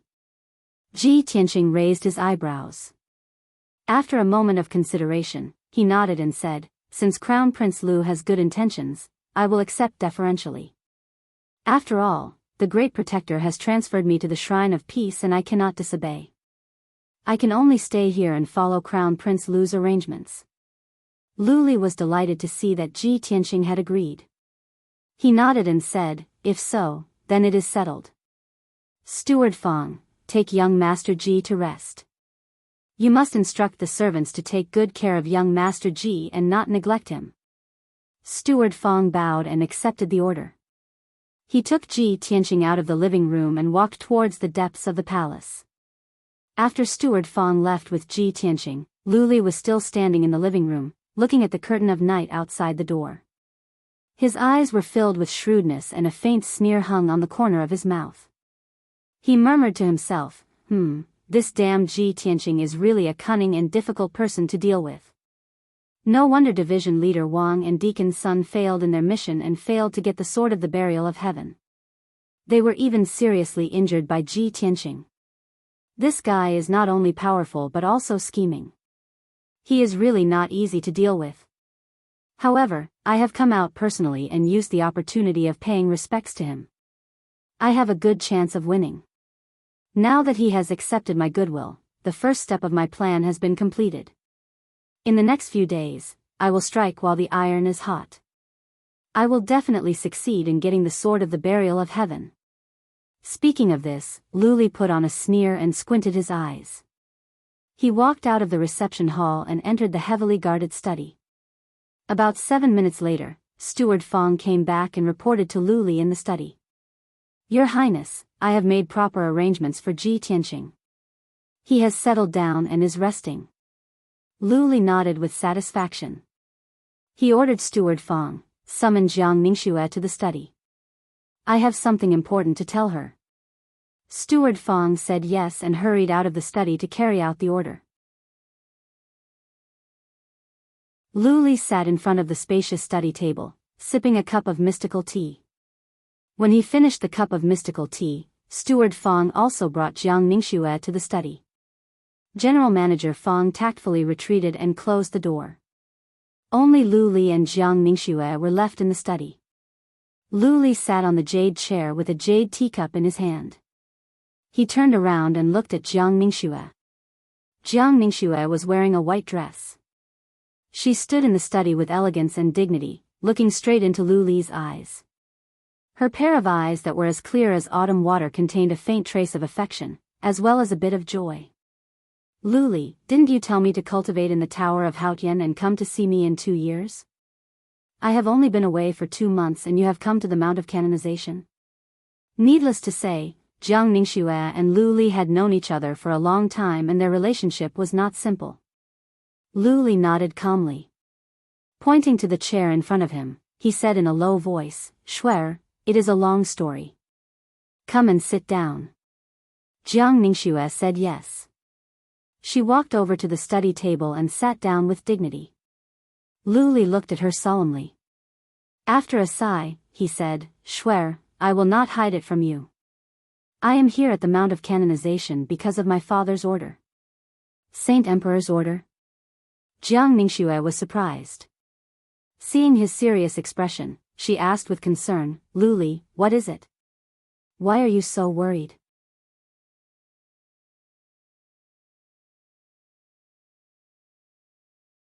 Chapter 1524. The Sword of Burial of Heaven? Jiang Ningxue's body trembled. Her eyes were filled with shock. Are you talking about Kenshin's sword, the legendary #1 sword in the world? Yes. Luli nodded solemnly. Jiang Ningxue's pretty face was filled with disbelief. More than 1,000 years ago, Kenshin defeated all the heroes in the world with the Sword of Burial of Heaven. He even suppressed the 3 martial gods. Everyone knows about this. Of course, I have heard of Kenshin and the #1 sword. However, after Kenshin died, didn't the Sword of Burial of Heaven disappear without a trace? Luli nodded and explained, 1,000 years ago, the Sword of Burial of Heaven did disappear with Kenshin's death. However, the Sword of Burial of Heaven has reappeared in the world today. A lucky guy got the sword and came to the Clear Heaven Pagoda. That lucky guy is the #1 genius of the Outcloud Empire, Ji Tianqing. What? Jiang Ningxue was even more surprised. Her eyes were filled with disbelief. That cold and arrogant guy in a white robe? He offended the dignity of the Divine Master during the worship ceremony, causing great changes in heaven and earth. The Divine Master was furious. Before she could finish, Luli shook his head and said, no one knows the exact reason for that matter. However, I think it has something to do with the Sword of Burial of Heaven. If not, how could that guy cause such a great change in heaven and earth with his strength and talent? As for the Divine Master being furious and causing great changes in heaven and earth and being struck by lightning, that's even more nonsense. Jiang Ningxue frowned and thought for a moment before she nodded and said, I see. That's incredible. Luli, the Divine Emperor sent you to Mount God's ceiling for the Sword of Burial of Heaven? That's right. Luli nodded again and explained, Saint Emperor received the news more than a month ago. He sent Division Leader Wang and Deacon Son of the Martial League to hide at the foot of the Mount of Gods, waiting for an opportunity to assassinate Ji Tianqing and snatch the sword of the burial of heaven. Unfortunately, their operation failed and they were seriously injured by Ji Tianqing. They fled back to the empire in a sorry state. Jiang Ningxue was shocked once again. Her eyes were filled with disbelief. How is this possible? Those two were crossing Calamity Realm experts. How could they be injured by Ji Tianqing? I've seen Ji Tianqing before. He's clearly only at the fifth firmament essence soul realm. Could it be that the might of the burial of heaven sword injured division leader Wang and Deacon Sun? Exactly. Lu Li nodded slightly and said solemnly, the burial of heaven is the #1 sword in the world. Its might is unparalleled. Anyone who can obtain it can find Kenshin's tomb and obtain Kenshin's supreme techniques and inheritance. Not only can they become a god of war expert, they can even break through the shackles of heaven and earth and ascend to the upper world. Therefore, the divine emperor gave a death order to obtain the sword of the burial of heaven at all costs. For this, we can pay any price. Jiang Ningxue looked at him deeply and nodded. Lu Li, I know you have great ambitions. I also believe that you will become an unparalleled expert. Since you have the divine emperor's order, I will do my best to help you achieve your wish. Lu Li was touched. He reached out to hold her white and tender hands, nodded and said, Shuer, I know how you feel about me. If I can achieve my wish and successfully obtain the sword of the burial of heaven, I can help Father break through to the god of war realm and become the 4th god of war in the world. In the future, I will also become the new divine emperor. By then, I will not let you down. Jiang Ningxue's glamorous face blushed slightly. Her eyes flickered with a hint of gratitude. Her bashful and timid look was even more beautiful than before, and it was enough to make one's heart drunk. But soon, she calmed down and asked Lu Li, so, what is your plan? How can I help you? Lu Li returned to his normal state. He said seriously, so far, there are also people from the Empire of White Knight who know the news. They sent out 2 envoys to assassinate Ji Tianqing under the pretext of presenting the books as a tribute. Even though their plan failed, I believe that people from the Empire of White Knight will not give up. They will think of other ways. Therefore, we must make it quick and get the sword of the burial of heaven as soon as possible in case of any undue delay. I have begged the chief guardian to transfer Ji Tianqing to the Hall of Tranquility. He is currently living in the hall. When the news spreads out, all the geniuses from different countries will understand that I am trying to win over Ji Tianqing and Ji Tianqing will accept it. This will not only drive a wedge between Ji Tianqing and the Empire of Chu Yun, but also make it easier for me to carry out my plan. Jiang Ningxue nodded and said, during the worship ceremony, I have secretly observed that the geniuses of the Empire of Chu Yun are not friendly to Ji Tianqing. Apart from a guy called Endless Void who is friends with Ji Tianqing, the others seem to be hostile to him. Now that Ji Tianqing has come to the Hall of Tranquility, people from the Empire of Chu Yun will definitely work together to deal with him. Lu Li nodded with a smile and continued, driving a wedge between him and the Empire of Chu Yun is only the first step of the plan. The second step is to get close to Ji Tianqing and find out where the sword of the burial of heaven is hidden. Shuer, I need your help on this matter. Ji Tianqing has a good impression of you. He seems to like you. I will arrange for you to stay with him so that you can get closer to him. What? Jiang Ningxue was stunned. She stared at Lu Li with her eyes wide open in disbelief. Her pretty face turned pale. Her eyes were filled with shock and disappointment. She could not believe that the crown prince who was graceful and gentle as jade in her mind would say something like this. Lu Li. You know that my heart belongs only to you. You want to send me to another man in order to complete the mission of the Holy Emperor? How can you do this? Jiang Ningxue's heart was filled with shame and disappointment. Her body was trembling. She stared at Lu Li as if she was trying to see through him. Lu Li did not feel embarrassed.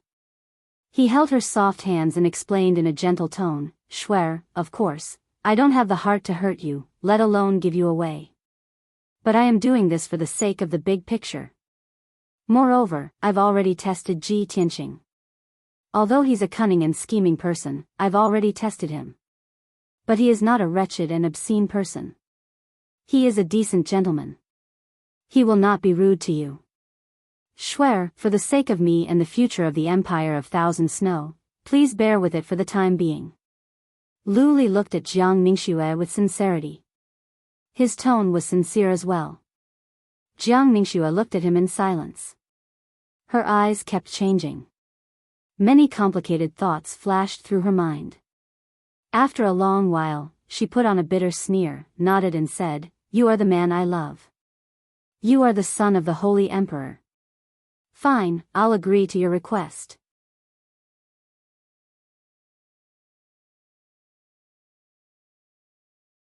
Chapter 1525. Early the next morning, the sun had just risen. Ji Tianqing changed into a white robe with patterns of stars and clouds and a jade crown with the help of maids. After washing his face and rinsing his mouth, he walked out of the room and stood under the eaves of the door, observing the situation in the house. This was a yard in the depth of the palace. It was built in a magnificent manner and the environment was quiet and elegant. There were guards on all the roads and gates. There were more than a dozen young and beautiful maids in the hall. Lu Li is so sincere. Keeping me in the Hall of Tranquility is just the first step. He must have other plans and means. Ji Tianqing thought to himself.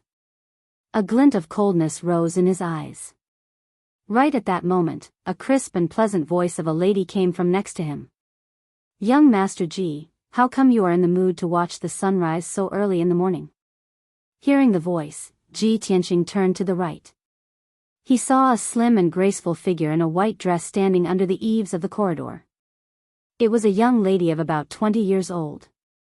She was pure and beautiful. Her eyebrows were like mountains and her eyes were as clear as water. She was wearing a simple but elegant white dress and a pair of hairpins. She was dignified and graceful. She was a rare beauty. Ji Tianqing recognized her at once. She was the #1 genius of the Empire of Thousand Snow, Jiang Ningxue. Ji Tianqing was surprised.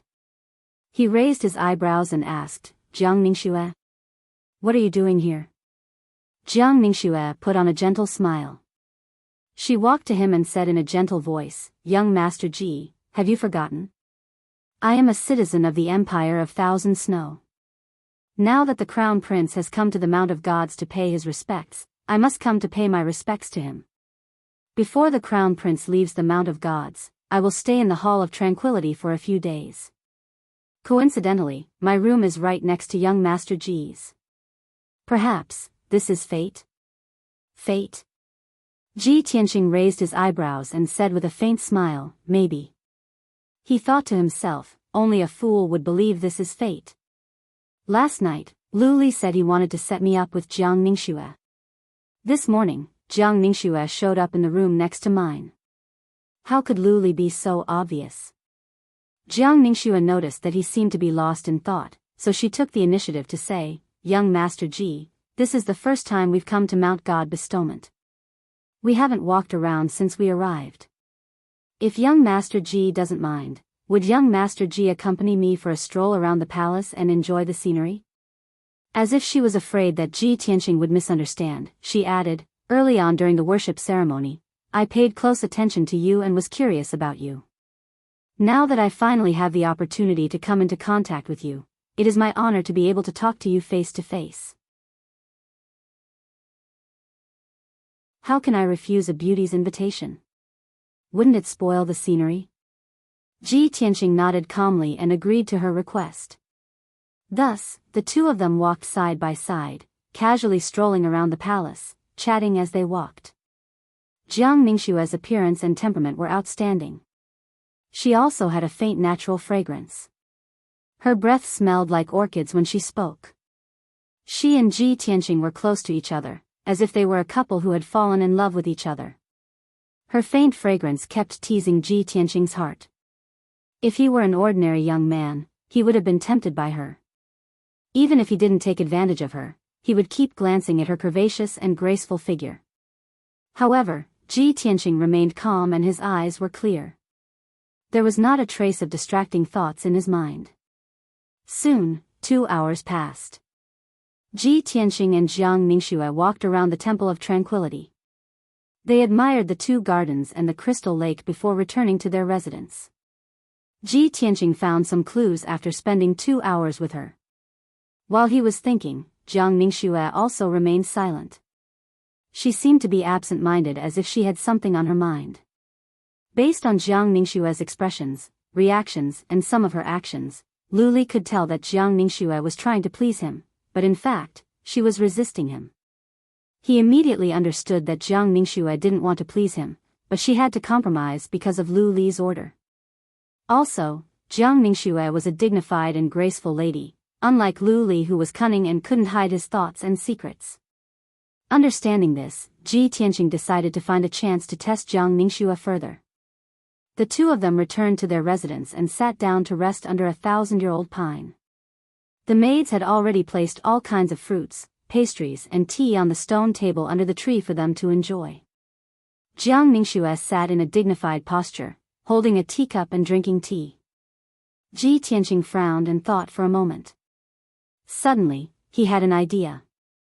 He looked at Jiang Ningxue and said with a smile, "Lady Jiang, among the geniuses of the 6 states, you are one of the top 3. I admire you very much. Recently, when I was cultivating my swordsmanship, I encountered some bottlenecks and questions that I couldn't solve. Lady Jiang, please help me to see what is wrong with my swordsmanship and how I can break through the bottleneck." With that said, he took out a black sword from his interspatial ring before waiting for Jiang Ningxue's answer or not.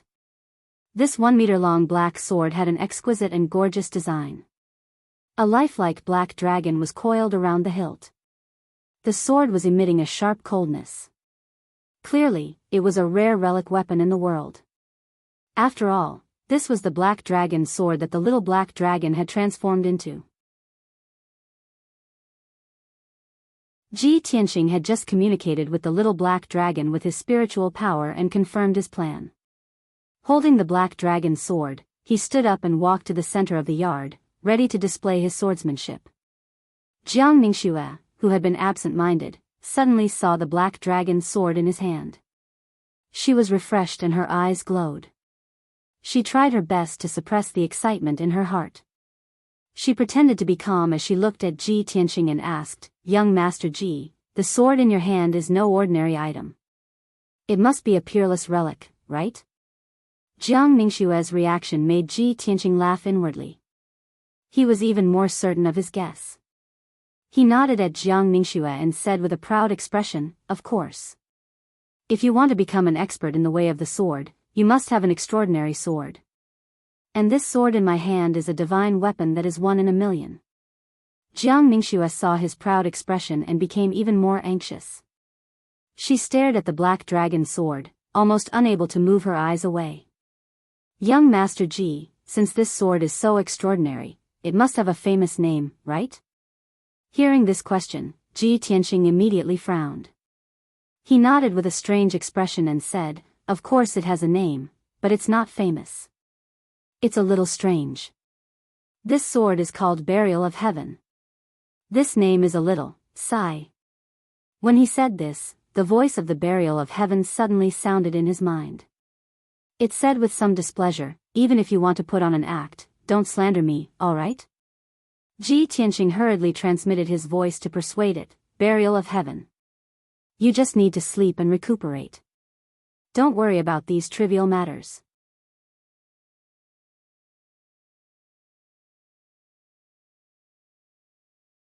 Chapter 1526. When Jiang Ningxue heard the words Burial of Heaven, her eyes lit up and her heart skipped a beat. Fortunately, she was calm and smart enough to not show any abnormalities on her face. Her expression was as calm as ever. However, Ji Tianqing was testing her on purpose. He had been observing the changes in her expression the whole time. Of course, he could tell that her emotions were surging and she was quite excited. Jiang Ningxue pretended to be confused and thought for a moment, then said, "Burial of Heaven? This name is a little strange, but it's very domineering. Young Master Ji, can you let me take a look at your Burial of Heaven?" On the surface, it seemed that she had never heard of the burial of heaven and was just curious. Ji Tianqing did not hesitate and handed the sword to her without hesitation. She quickly took it and held the black dragon sword with both hands.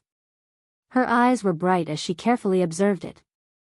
She could tell that this sword was not only exquisite, but also contained a sense of antiquity. Especially the black dragon on the hilt. It was very lifelike, as if it was about to come to life. Most importantly, this sword was not an ordinary magic weapon. It was not a lifeless object. It actually had a soul and divine energy. It was like a sleeping divine dragon that could come to life at any time to tear the sky apart and soar through the 9 heavens. This feeling made Jiang Ningxue very certain that this was an extraordinary divine sword. It was very similar to the legendary burial of heaven.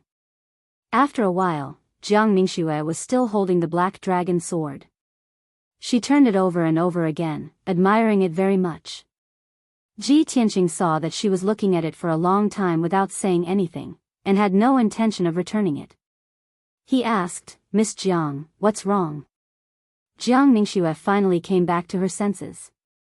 She smiled awkwardly and explained, "Young Master Ji's burial of heaven is indeed a peerless divine weapon. In all my life, I have never seen such a spiritual and extraordinary divine sword. I was so shocked that I lost my composure for a moment. I have made a fool of myself in front of young Master Ji." Ji Tianqing smiled and nodded. He said in a playful tone, "Since Miss Jiang likes this divine sword so much, I will reluctantly part with it and give it to you. What do you think?" Jiang Ningxue's body trembled. Her face was filled with joy as she stared at Ji Tianqing with sparkling eyes. She asked, "Young Master Ji, are you really willing to give me such a godly sword?" Ji Tianqing's smile became more and more playful. He nodded and said, "Of course I'm willing to part with a beauty like Miss Jiang, but I have a condition." Jiang Ningxue was too focused on obtaining the sword of burial of heaven to notice the teasing look in his eyes. She quickly asked, "What are your conditions, Mr. Ji?" "There's no harm in speaking." "Really?" Ji Tianqing looked at her with a smile and walked to her side. He leaned over and whispered in her ear. Hearing his conditions, Jiang Ningxue's delicate body trembled. Her body froze on the spot. When she came back to her senses, her face was red with embarrassment. Even her fair neck was covered in a layer of red. Her body was also trembling. She lowered her head, not daring to look Ji Tianqing in the eyes. She stood up with a flustered expression and quickly returned the sword of burial of heaven to Ji Tianqing. She then turned around and left in embarrassment and anger. Ji Tianqing looked at her back as she left in a hurry. The smile on his face became more and more playful. He asked in a loud voice, "Miss Jiang, do you agree or not? If you've made up your mind, come to my room tonight. We'll have a good talk again." Jiang Ningxue staggered and almost crashed into a pillar. The maids and guards around the courtyard all looked at her strangely when they heard Ji Tianqing's voice. She was instantly overwhelmed with shame and anger. She quickened her steps and ran through the corridor, leaving the courtyard as if she was escaping. After she left, Ji Tianqing put away the evil smile on his face, and his eyes regained their clarity and calmness.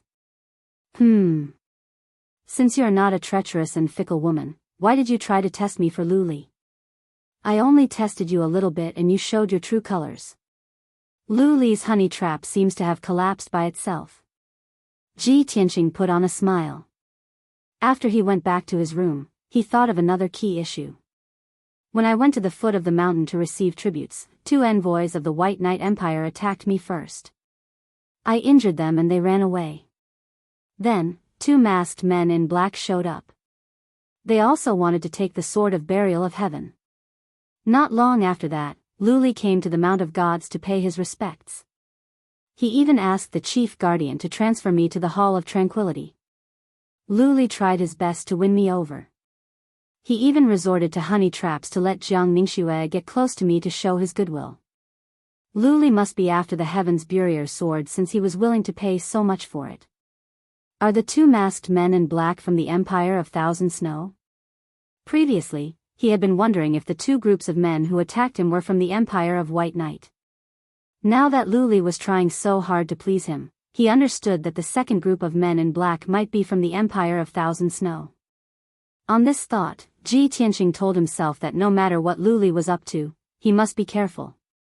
It was late at night again. In a study room in the Hall of Tranquility, Lu Li was sitting in front of a desk.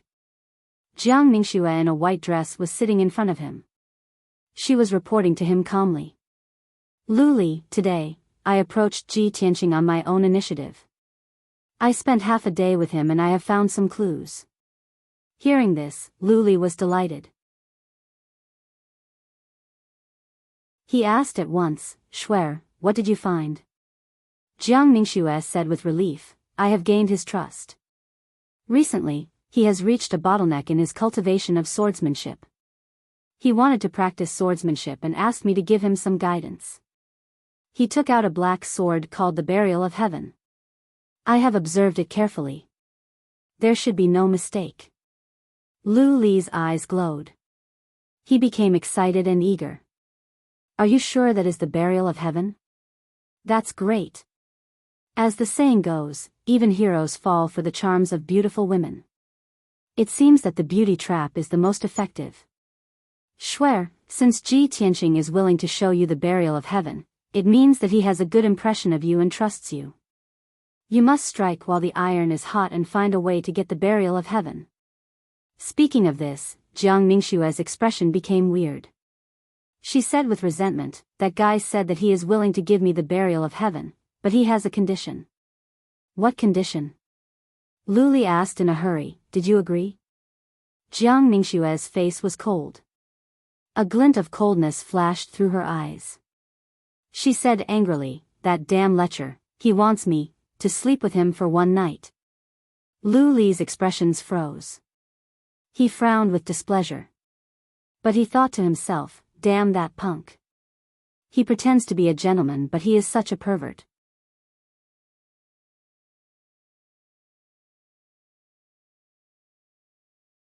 Chapter 1527. Lu Li knew that Jiang Ningxue was deeply in love with him. Given Jiang Ningxue's status, family background, looks and talents, she was the best choice for him. However, compared to the best sword in the world, Jiang Ningxue was not so important. In his mind, how could a beautiful woman be more important than his future in martial arts? Jiang Ningxue saw that he was silent, as if he was considering something. She immediately became anxious, and the anger on her face became even more apparent. Lu Li, what are you thinking? Do you want me to agree to his rude terms? Jiang Ningxue thought that Lu Li would be as angry as she was and refuse the terms. However, Lu Li's reaction was as if he was weighing the pros and cons, considering whether to say yes or not. This made Jiang Ningxue feel even more indignant and disappointed. Her clear eyes were gradually covered with a layer of mist. Lu Li came back to his senses. He glanced at her and thought to himself, the Burial of Heaven is the best sword in the world. Ji Tianqing is neither a fool nor a lecher. How can he give away the Burial of Heaven so easily? Is he plotting something? Or does he not understand the value and significance of the Burial of Heaven? Lu Li looked at Jiang Ningxue and comforted her, Shuer, don't worry. There are still many suspicious points. The black sword that Ji Tianqing took out, he said it was the sword of the Burial of Heaven. Tell me, what is that sword like? Jiang Ningxue paused for a moment and thought of a possibility. She answered honestly, that sword is 1 meter long and 2 inches wide. It is pitch black and cold. There is a lifelike black dragon carved on the hilt. I have examined the sword carefully. It has a soul and strong fluctuation of divine energy. It is not an ordinary sword. After Lu Li heard this, he frowned.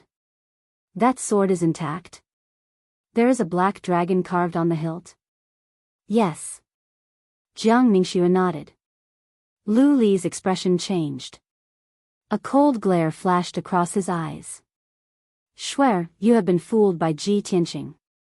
That is not the sword of Burial of Heaven. The real sword of Burial of Heaven had been severely damaged when Kenshin fell, and was now incomplete. With Ji Tianqing's strength, it was impossible for him to completely repair the Sword of Burial of Heaven. Furthermore, the hilt of the Burial of Heaven doesn't have a black dragon engraved on it. Jiang Ningxue was trembling with anger. Her face turned pale as she felt even more ashamed and furious. Damned lecher, you despicable bastard. He actually used a fake sword to impersonate the Sword of the Burial of Heaven and tried to cheat me of my innocence? Lu Li waved his hand and comforted her. Shuer, don't be so angry. It hasn't happened yet. Jiang Ningxue finally suppressed her hatred and anger. She frowned and asked, if that is not the Sword of the Burial of Heaven, why would Ji Tianqing use a fake sword to trick me? Coldness surged in Lu Li's eyes as he said coldly, clearly, Ji Tianqing has become suspicious. He deliberately used a fake sword to impersonate the Sword of the Burial of Heaven to test your reaction. Judging from all the signs, that guy is not simple. He must know the value and significance of the Sword of the Burial of Heaven. He has become suspicious of our motives. Jiang Ningxue appeared to be worried. She asked, then what should we do? Should I continue to get close to him? Lu Li thought about it and said calmly, of course, you have to stay in the Hall of Tranquility and continue to live next door to him. But you don't have to take the initiative to get close to him. Just let nature take its course. Even though he has become suspicious and we cannot get the Sword of the Burial of Heaven for now, I still have a follow-up plan. I will take this opportunity to drive a wedge between him and the Empire of Chu Yun. I will try my best to rope him into the Empire of Thousand Snow. If my plan works and he can leave the Mount of Gods, then his life will no longer be in his hands. The Sword of the Burial of Heaven will be mine. Hearing this, Jiang Ningxue understood what he meant. Lu Li could not take the Sword of the Burial of Heaven by force on the Mount of Gods. Once Ji Tianqing left the Mount of Gods, Lu Li would not have to hide anymore. He could do whatever he wanted. Then, the two discussed some more matters and decided on their next plan. After about 7 minutes, Jiang Ningxue said goodbye to Lu Li and left the study. 3 days passed before they knew it. During the 3 days, Ji Tianqing had been cultivating in the yard of the Hall of Tranquility. Just as he expected, Jiang Ningxue still lived in the room next to his, but she never came to see him again. Sometimes, when they saw each other, Jiang Ningxue would turn around and leave with a cold face. Anger could be seen between her eyebrows. Ji Tianqing was not surprised by this outcome at all. After all, Jiang Ningxue was a beauty with both talent and beauty. She was not a scheming beauty. Of course, she would not throw herself at Lu Li for a sword. Geniuses had their dignity and pride. However, compared to the quietness of the Hall of Tranquility, the palace where the geniuses of the 6 states lived was bustling with noise and excitement. It was unknown who spread the news, but it spread among the geniuses of the 6 nations. Now, everyone knew that Ji Tianqing had turned to Lu Li, the crown prince of the Empire of Thousand Snow. He was living in the Hall of Tranquility. Lu Li was once a disciple of a god and was highly regarded by the 2 guardians and several envoys. Every few years, Lu Li would go back to the Mount of Gods to pay his respects. He respected his teacher and was very sincere to the immortal master. The geniuses of the various states were talking about how Ji Tianqing could be appreciated and valued by Lu Li. It was like a silver lining at the end of the tunnel. Even if he could not become a disciple of a god in the future, he could be cultivated by Lu Li and he could do well in the Empire of Thousand Snow. More than a dozen geniuses of the Chu Yun Empire were angry and contemptuous about Ji Tianqing turning to Lu Li. As far as they were concerned, Ji Tianqing was the #1 genius of the Chu Yun Empire. He had disgraced himself by ruining the worship ceremony. Now, he had turned to the crown prince of the Empire of Thousand Snow. How shameless! He had disgraced the Chu Yun Empire. If it were not for the fact that it was inconvenient for them to go to the Hall of Tranquility, they would have reprimanded Ji Tianqing in person. Apart from this, some insiders said that Lu Li had begged the chief guardian to give Ji Tianqing another chance. When the 7 days were up, Lu Li would bring Ji Tianqing with him when he went to the temple to pay his respects. As long as Ji Tianqing bowed to the temple devoutly and repented sincerely, the anger of the chief guardian could be appeased. By that time, Lu Li could put in a good word for Ji Tianqing to the chief guardian. Maybe he could be exempted from punishment. When the geniuses of various states learned about this, they were all criticizing secretly. They were waiting for Lu Li to go to the temple to pay his respects so that they could see Lu Li and Ji Tianqing with their own eyes. Soon, the 7 days were up. Today was the day Lu Li would go to the temple to pay his respects. Early in the morning, the maids and guards in the Hall of Tranquility were busy. There was a hubbub of voices.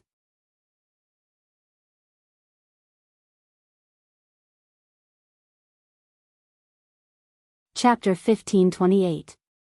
In the Hall of Tranquility. In the spacious yard, more than 40 guards and maids were lined up in neat rows, looking solemn and dignified.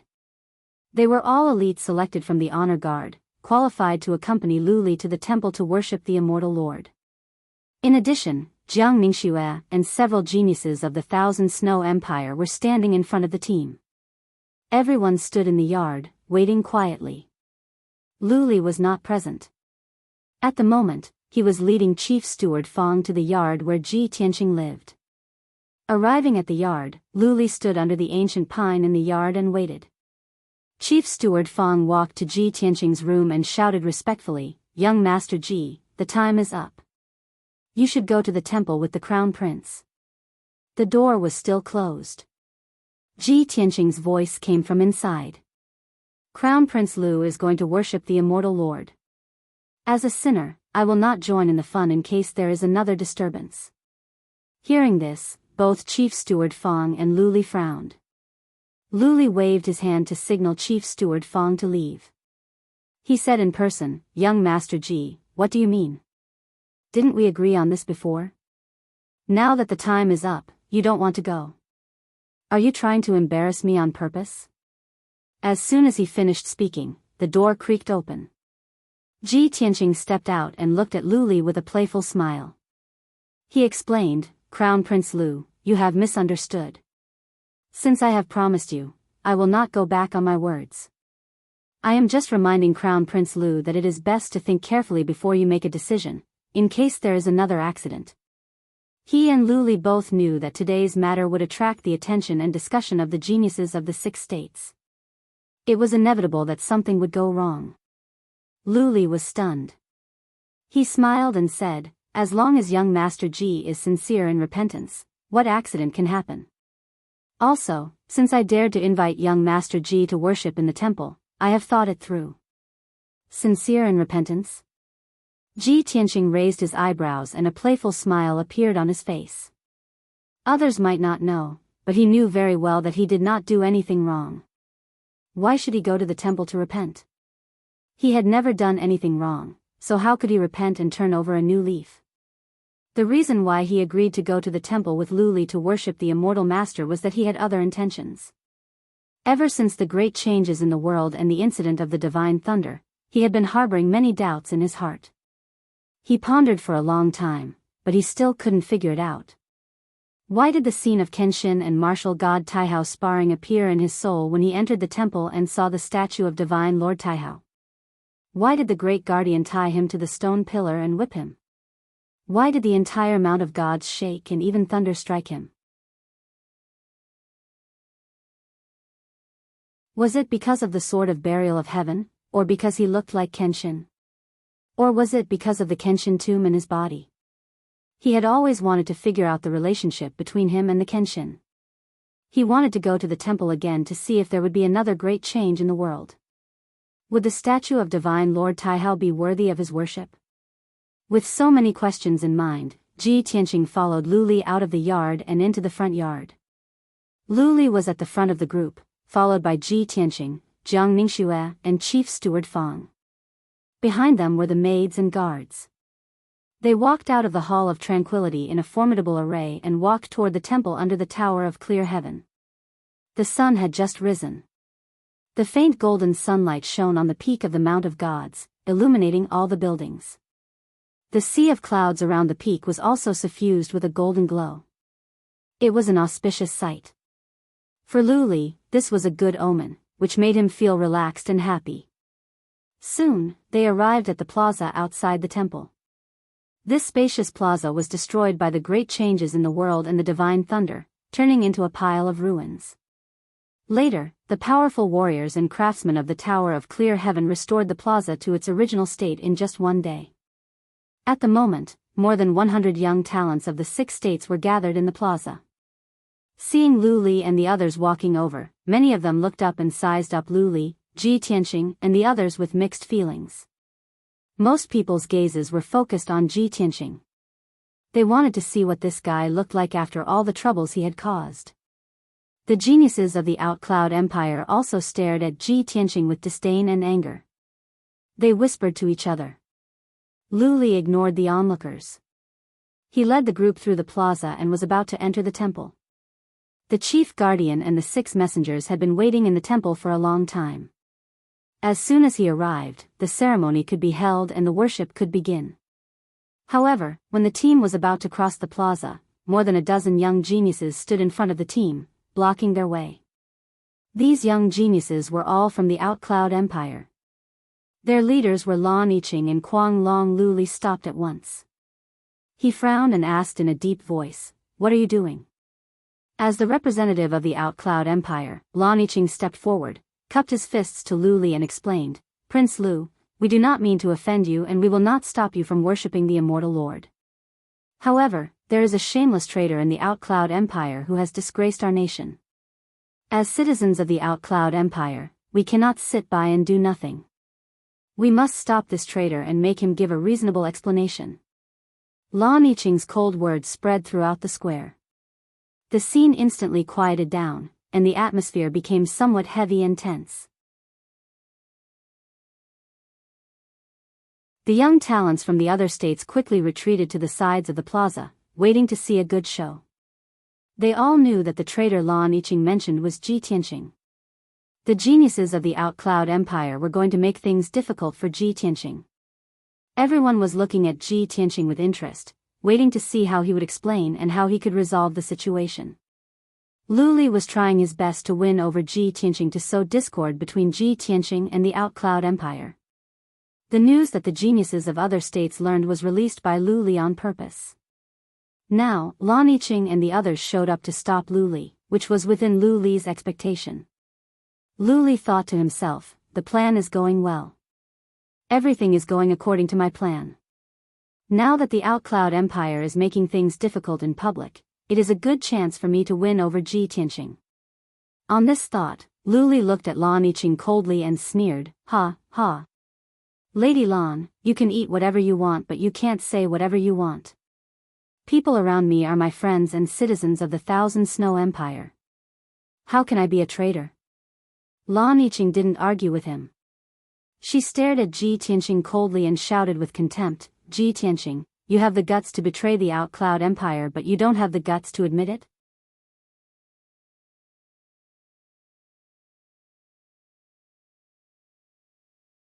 Chapter 1529. Lan Yiqing's attitude was tough and her words were harsh. She was smart enough to not argue with Lu Li. That would be a waste of time. She directly called out Ji Tianqing. She would not offend Lu Li too much and at the same time, she could put Ji Tianqing in a passive and awkward situation. As long as Ji Tianqing still had his dignity and character, he would not turn a deaf ear to it. He would step forward bravely. Young talents from different countries were looking at Lan Yiqing with new eyes. They had different opinions about her. This girl is so scheming. Ji Tianqing is going to be embarrassed. This Lan Yiqing is calm and wise. Her means are sharp. She has pointed out the core of the problem. No wonder after Ji Tianqing was punished, she has become the role model of the Chu Yun Empire. We cannot underestimate this girl. We must be careful of her in the future. Lan Yiqing couldn't help but sneer when she saw that people were whispering and pointing at Ji Tianqing. Ji Tianqing, do you think you can turn over a new leaf just because you have Lu Li as your backer? Don't even think about it. I will not let you go to the temple to repent and turn over a new leaf. If you take this chance to please the chief guardian and avoid punishment, you will become my stumbling block in the future. Beside her, Kuang Long and the more than a dozen young talents sneered as well. They looked at Ji Tianqing with contempt. For a moment, Ji Tianqing became the focus of attention. He was pushed to the teeth of the storm. But he had expected that Lan Yiqing and the others would stir up trouble, so he was prepared. He walked out of the crowd calmly and stood in front of Lan Yiqing with a sneer of disdain. I don't belong to any force. How can I betray you? You should keep the word traitor to yourself. Lan Yiqing and Kuang Long's expressions changed. They frowned and the contempt on their faces grew. What a shameless guy.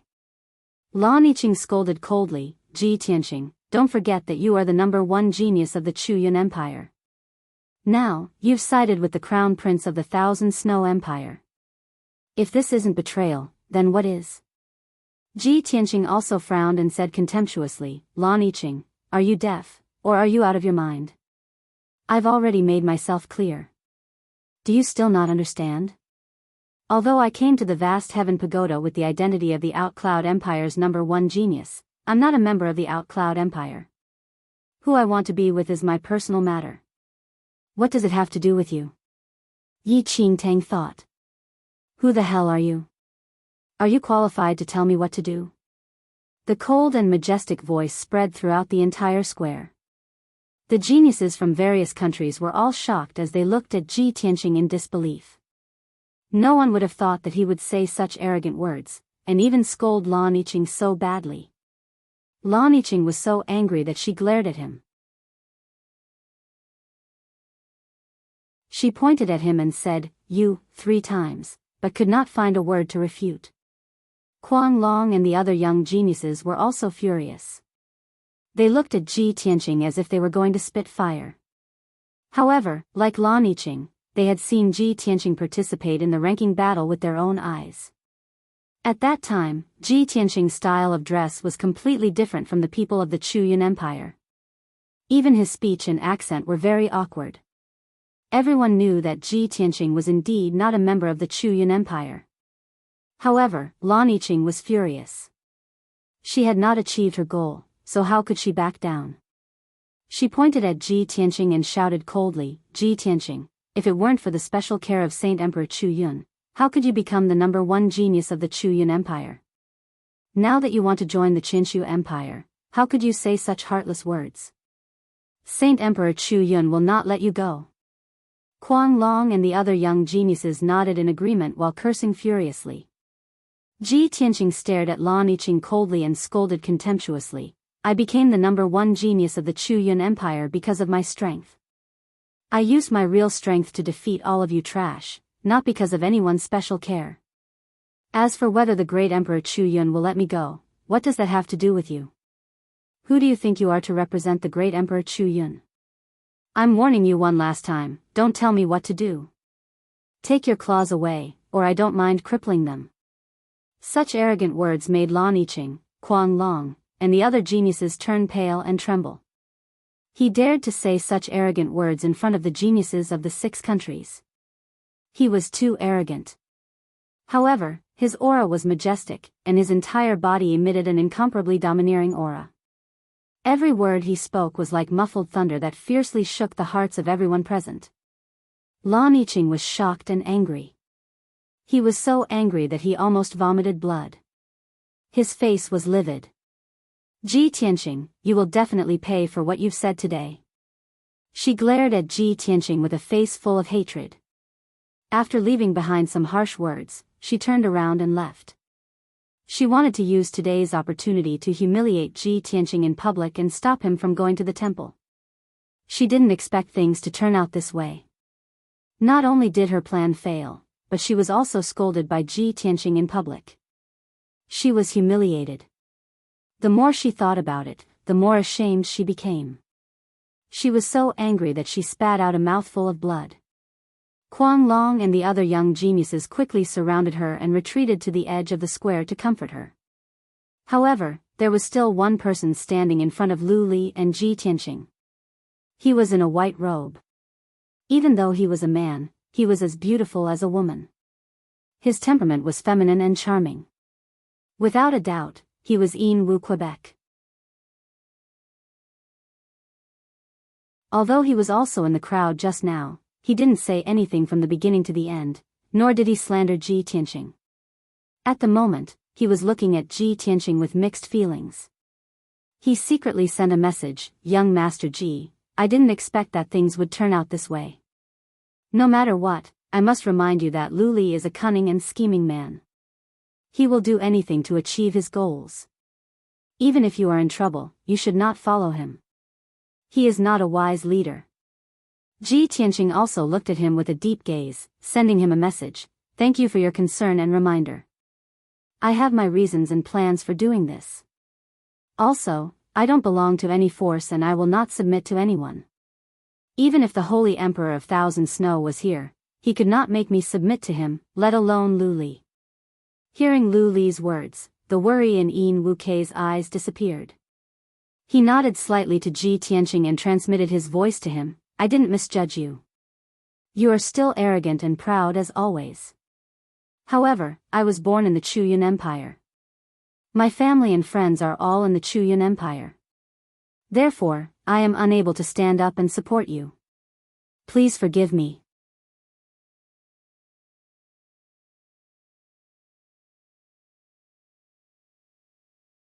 Chapter 1530. Yin Wukei's eyes were clear as he stared at him. His lips curled into a smile. He and Ji Tianqing looked at each other for a while before Yin Wuk turned around and went back to the crowd. The disturbance caused by Lan Yiqing and the others was resolved by Ji Tianqing. His confidence and dominance left a deep impression on the talents from different countries. Once again, Yin Wuk had become the focus of discussion. Lu Li looked at Ji Tianqing and then at Lan Yiqing and the others at the edge of the plaza. A glint of disappointment and disdain rose in his eyes. He had thought that Lan Yiqing and the others could embarrass Ji Tianqing and put him in a humiliating position. By then, Lu Li would step in to solve the dispute and help Ji Tianqing out of the crisis. Lu Li was sure that he would be appreciated by Ji Tianqing. Little did he expect that Ji Tianqing could solve the problem with only a few words. He even made Lan Yiqing spit out blood and almost went on a rampage. Lu Li's plan had failed. He couldn't help but curse, "I am so disappointed in the Chuyun Empire." Of course, Lu Li had to act as if nothing had happened. He led the others through the plaza and into the temple. At the gate of the temple, the more than 40 maids and escorts stayed outside and knelt in the corridor with respect. As servants, it was already a great honor for them to be able to come to the temple. They were not qualified to enter the hall. Only Ji Tianqing, Jiang Ningxue, and several talents from the Empire of Thousand Snow followed Lu Li into the hall. In the splendid hall, Chief Guardian stood in front of the statue of the Immortal. The 6 messengers stood on both sides of the statue. Just like the previous ones, this worship ceremony was hosted by Chief Guardian. He held a book of laws in his hands and stood in front of the statue solemnly. He looked at Lu Li and the others with dignity. Lu Li led Ji Tianqing and the others to the center of the hall and bowed to the Chief Guardian and the messengers. "Greetings, Chief Guardian and messengers." Ji Tianqing didn't react. He didn't bow or say anything. He looked at the wall behind the Divine Master's statue, observing the murals and symbols. Meanwhile, he could not help but recall some scenes related to martial god Taihao deep in his mind. Those were Kenshin's memories, but they were scattered and fragmented. Fortunately, he didn't lose focus. His eyes were still clear and calm. Seeing that he did not bow, the great guardian was a little displeased, and his eyes turned cold. However, he suppressed the dissatisfaction in his heart and ignored Ji Tianqing. In his mind, Ji Tianqing's disrespect towards him was nothing, but disrespect towards Divine Lord Taihao was a heinous crime. He held the codex in his hands and announced in a solemn tone, "I declare that the worship ceremony will now begin." Then, with a solemn tone, he began to recite the profound and obscure divine scriptures. His right hand slowly waved as he performed a mysterious seal. Everything is born without a beginning, there is a beginning and there is an end. Nothing is wrong, nothing is thought, as the solemn voice of the chief guardian echoed in the hall. Lu Li dropped to his knees with respect and kowtowed to the statue. His expression and posture were full of reverence and devotion. After 3 kowtows, he stood up, took 3 steps forward, and kowtowed 3 more times. Then, he walked toward the Divine Master's statue step by step, kneeling every 3 steps and kowtowing every 9 steps. It was truly 3 kneels and 9 kowtows. Jianghu and the other geniuses of the Empire of Thousand Snow did the same. They knelt and kowtowed to the Divine Master's statue with utmost devotion. Only Ji Tianqing remained standing in the middle of the hall. He neither knelt nor kowtowed. His dignity and pride made it impossible for him to kowtow to the Divine Master's statue like Lu Li and the others. He only bowed to the Divine Master's statue. This was the greatest sincerity he could show. The chief guardian was still reciting the divine scriptures when he saw Ji Tianqing standing out from the crowd. Lu Li, Jianghu, and the others were all on their knees, but he was the only one standing upright.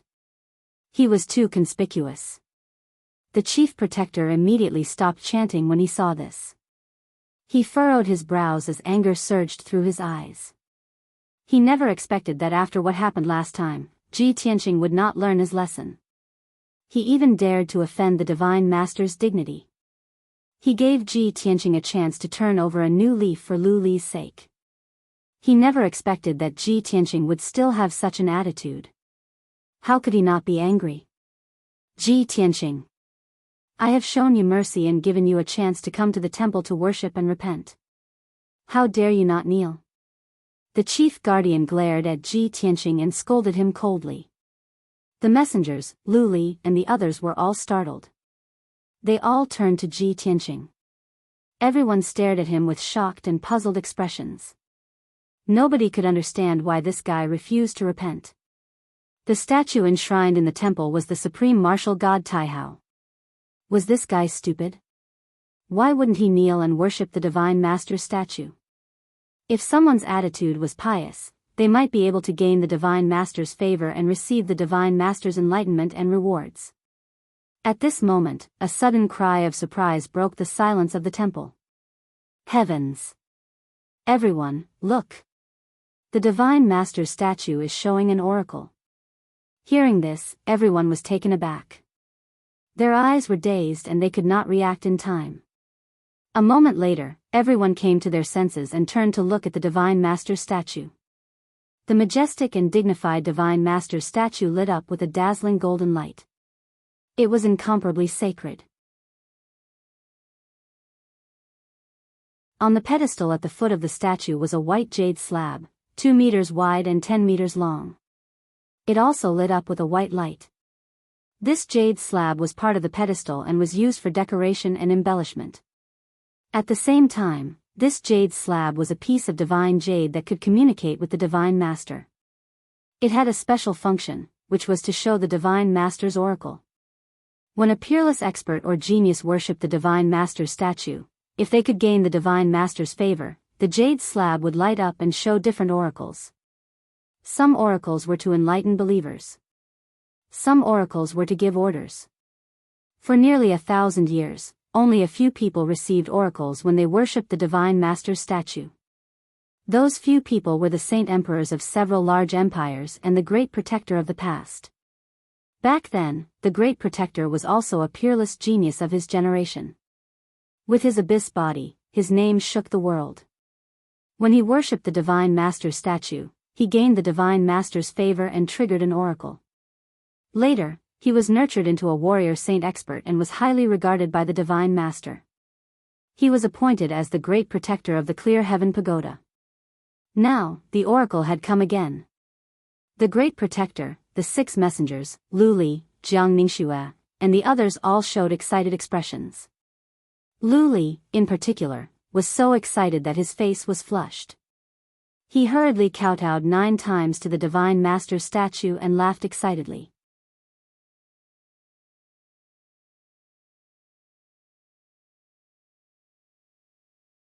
Chapter 1531. Everyone understood that a person that could trigger an oracle must have received the Master of God's favor and attention. Such a person would either be a powerful warrior like the 6 holy emperors or a peerless genius that could become a powerful warrior of the holy emperor level in the future. Today was the day that Lu Li paid homage to the Master of God. Not only was Luli devoted to the Master of God, but he was also a gifted warrior. Almost everyone was convinced that the oracle was given to Luli by the Master of God. The several messengers were looking at Luli with gratification and applauding him. This is great. Luli's devotion has moved the Master of God. For decades, we have seen with our own eyes that Luli would come back to pay homage to the Master of God every 2 years to thank the Master of God for his cultivation. He deserves it.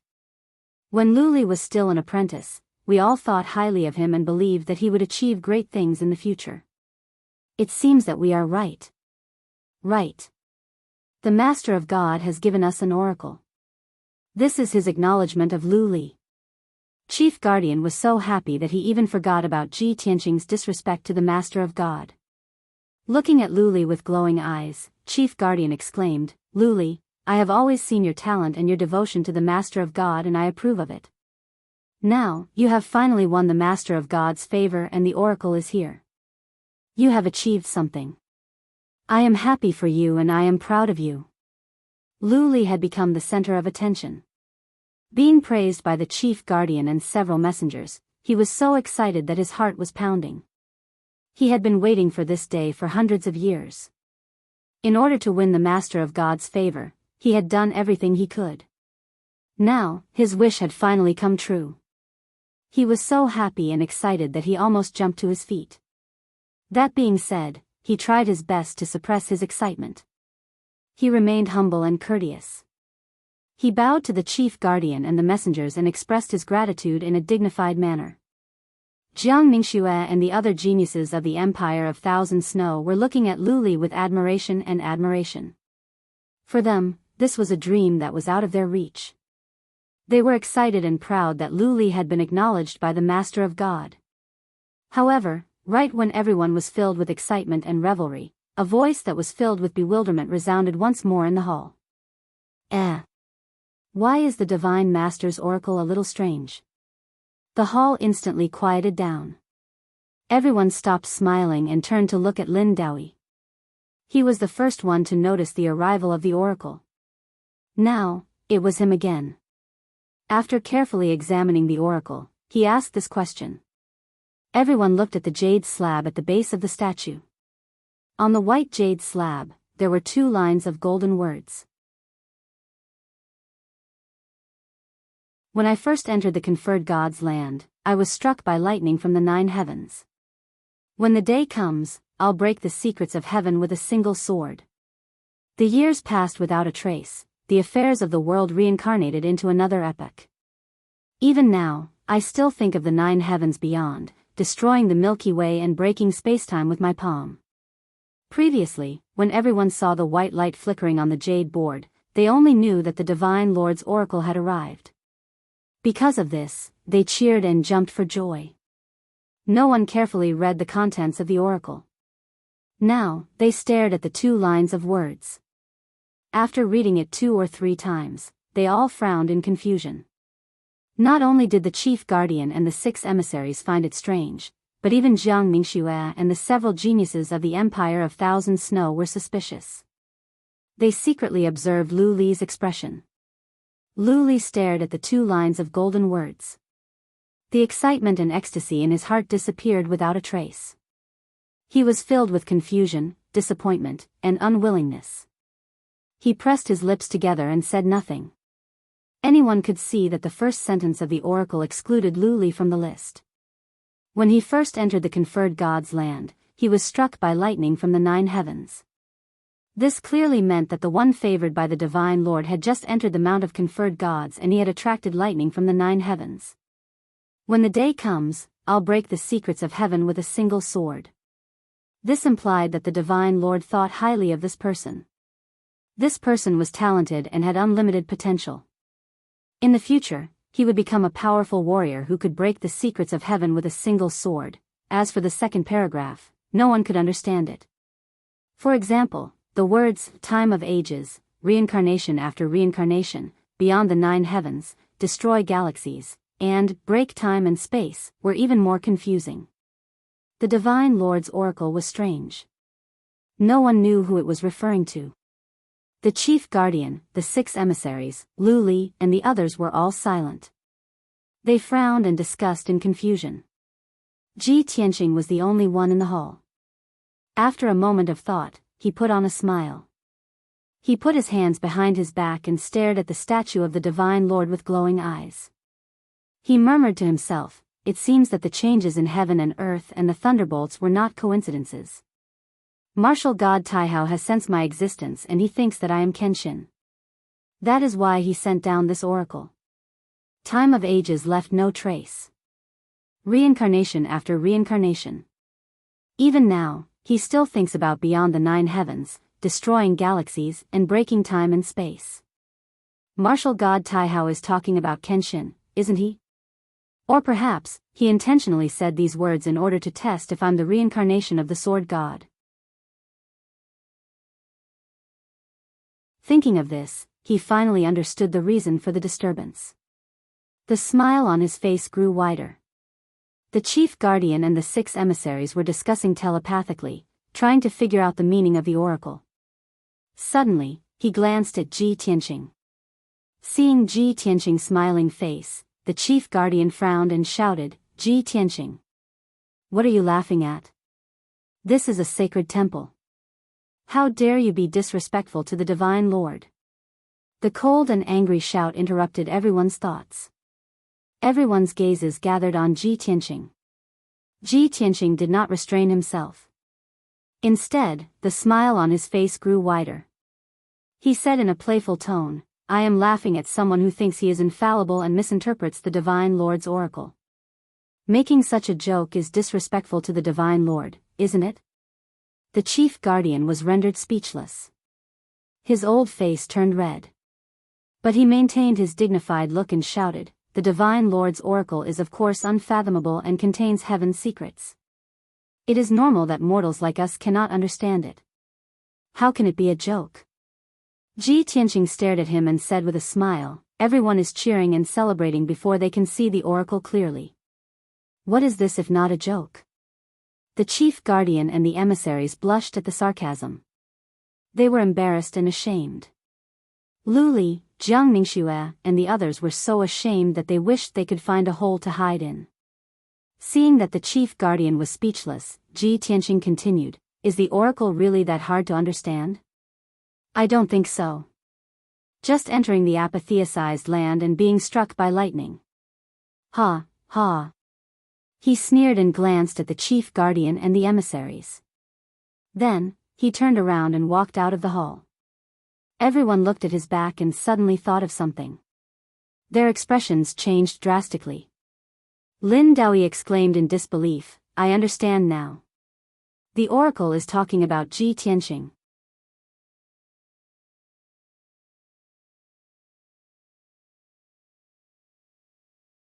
Chapter 1532. Even if Lin Daoyi did not remind, the majority of the people present also guessed the answer. That divine master's oracle was absolutely not bestowed to Lu Li. It was talking about precisely Ji Tianqing. After all, there was a sentence in the oracle, "First enter God's sealing mountain, be struck by divine lightning of the 9 heavens." Looking at the past 1,000 years, only Ji Tianqing alone could cause such a commotion. It was just that everyone subconsciously believed that Ji Tianqing had offended the Divine Master's majesty before. He was still a sinner right now, how could he possibly obtain the Divine Master's oracle?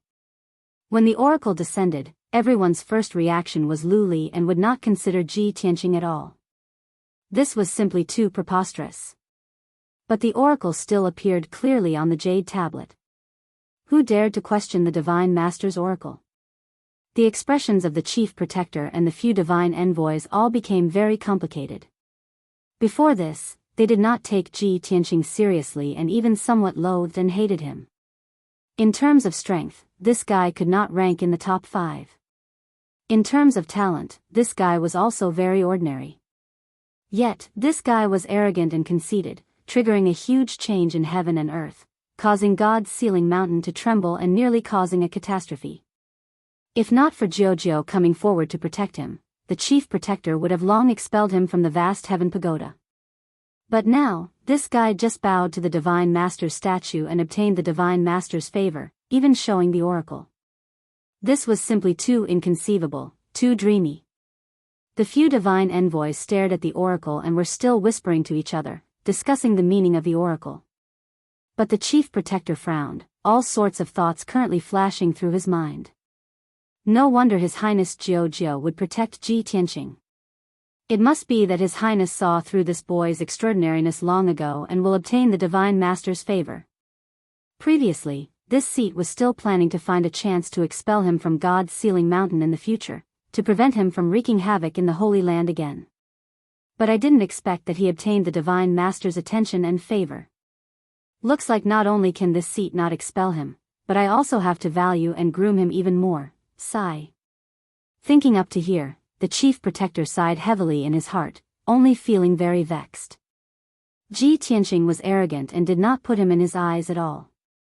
However, he had to follow the Divine Lord's orders and try his best to cultivate Ji Tianqing. How could he not feel aggrieved? Lu Li's face was clouded with anger and shame. He secretly clenched his fists, and his eyes were filled with intense anger. Originally, today was his most glorious day. If it wasn't for Ji Tianqing, he would have been one of the lucky few who could obtain the oracle. His future achievements and status wouldn't be any worse than the 6 great holy emperors. But now, all the glory belonged to Ji Tianqing. He had become a complete joke. Ji Tianqing. You damned beast, this sovereign will definitely kill you and tear you to pieces. The incomparable humiliation and anger made him determined that as long as he had the chance, he would make Ji Tianqing die without a burial place. At the same time, in the square outside the temple, the geniuses from various countries hadn't left yet. They were gathered under a huge stone tablet, discussing excitedly. Just now, the black stone tablet that was more than 1,000 feet tall lit up with a dazzling white light, revealing 2 lines of golden words. The sudden change caused everyone to be filled with shock. They only felt that it was inconceivable. Some of the more knowledgeable geniuses immediately understood the meaning of the golden words and cheered excitedly. Oh my God! An oracle has come! This is incredible! Lu Li went to the Divine Lord today and was favored by the Divine Lord. An oracle has come! The exclamations and shouts of several young geniuses spread across the square. Like a stone that stirred up 1,000 ripples, the geniuses from various countries immediately understood that the golden words on the huge stone tablet were the legendary oracle. Everyone swarmed over and surrounded the stone tablet. They raised their heads to look at the dazzling golden oracle and let out cries of surprise as they discussed among themselves. This is incredible. I am lucky enough to see the oracle with my own eyes.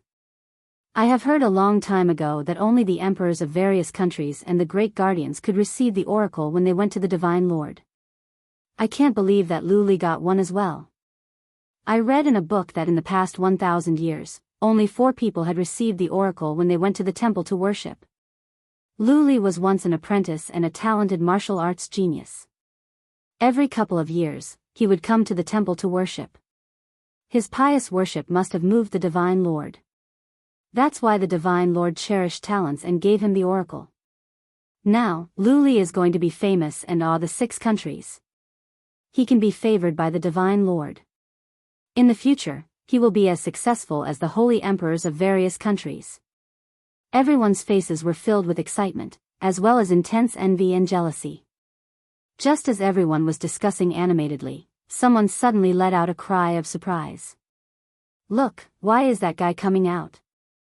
Many young geniuses turned to the gate of the temple. They saw a handsome man in a white robe walking out of the temple. Everyone was not unfamiliar with him and recognized him immediately. He was Ji Tianqing. Instantly, the gazes of the geniuses from various countries were gathered on him, revealing playful and mocking sneers. Strange, the worship ceremony is not over yet. Why did this kid come out in advance? The worship is not over and he dares to leave rashly. This is a great disrespect to the Divine Lord. Ji Tianqing is really unrepentant. Last time, he caused such a big disturbance. Today, he is disrespectful to the Divine Lord. I'm afraid he will be expelled from the vast heaven pagoda soon. Luli brought him to worship the Divine Lord. But when Luli got the oracle, he left in advance. How can the gap between people be so big? Luli is a dragon that soars in the 9 heavens, and this kid is a worm in the mud. What is he? How can he be mentioned in the same breath as Luli? The geniuses from all over the world were discussing without restraint. They were all gloating and laughing without restraint. Among the crowd, Lan Yiqing, Guanglong, and the geniuses from the Rising Cloud Empire stared at Ji Tianqing, smiling happily as if their hatred had been vented. Ha, ha, ha. Ji Tianqing must be kicked out. Right. He is disrespectful to the Divine Lord. He has no right to enter the temple to worship. It is only natural that he is kicked out. It is funny that this guy wants to ride on Luli's coattails. Luli got the oracle and soared while he ran away with his tail between his legs. How ironic. Of all the people present, the ones from the Rising Cloud Empire were the happiest to see Ji Tianqing. As far as they were concerned, the more humiliated Ji Tianqing was, the more satisfied they would be. In the time for 10 breaths, Ji Tianqing walked across the plaza and arrived in front of the crowd. He glanced at the oracle on the stone tablet. He wanted to leave and go back to the vast heaven pagoda. However, the geniuses from various countries did not shy away from laughing and talking about him with contempt.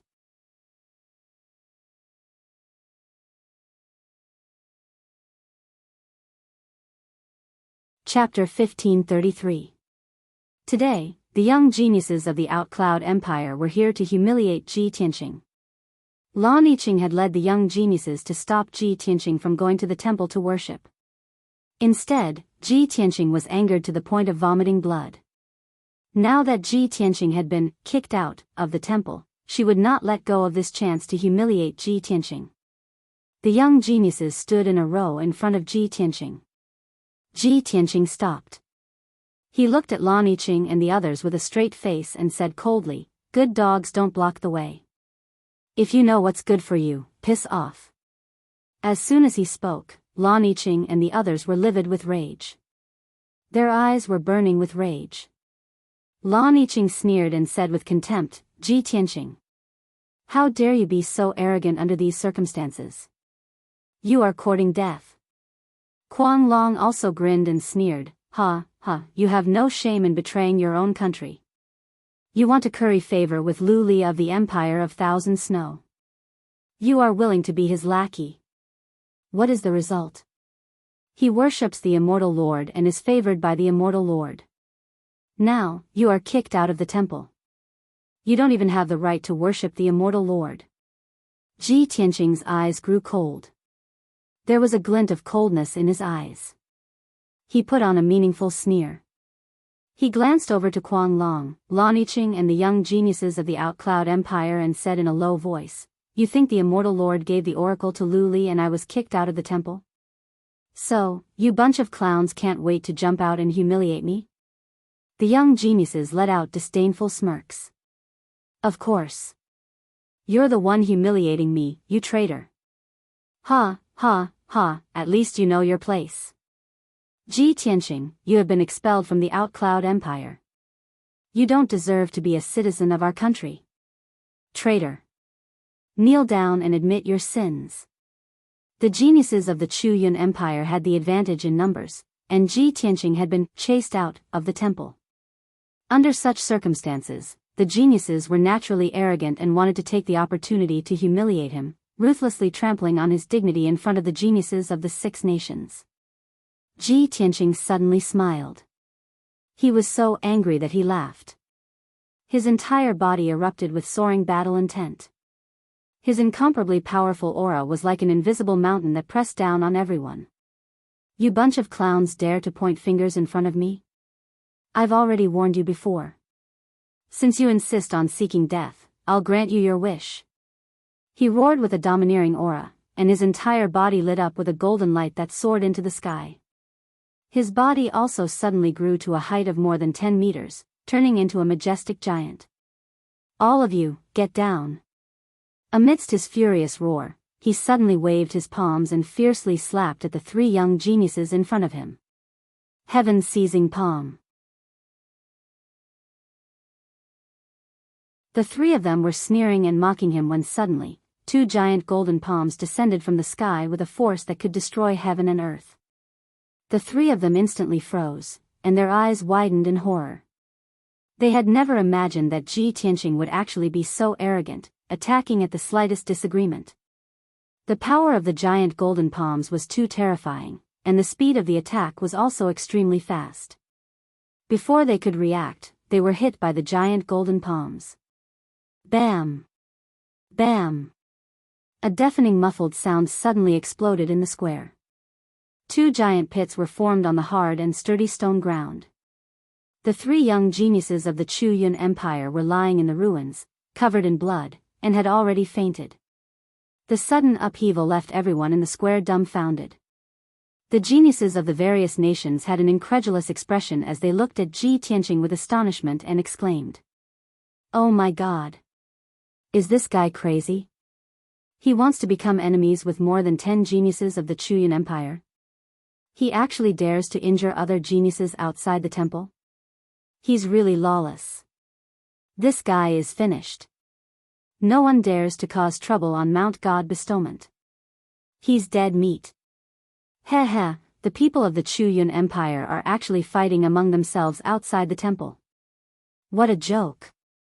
The young geniuses of the various nations quickly retreated to the edge of the square and watched the battle calmly, as if they were waiting for a good show.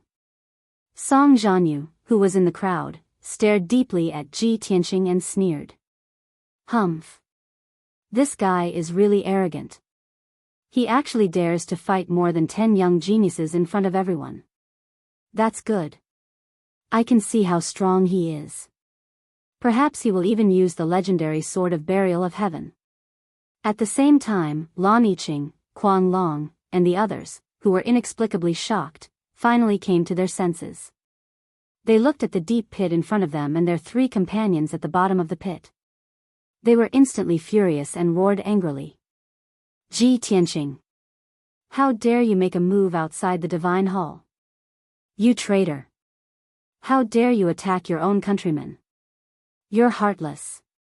Ji Tianqing, don't blame us for bullying you because we outnumber you. Today, we're going to clean up the Chu Yun Empire and teach you a lesson." Lan Yiqing, Kuang Long, and the others were shocked and angry at first. After they calmed down, they were overjoyed. Everyone saw that Ji Tianqing had started the fight.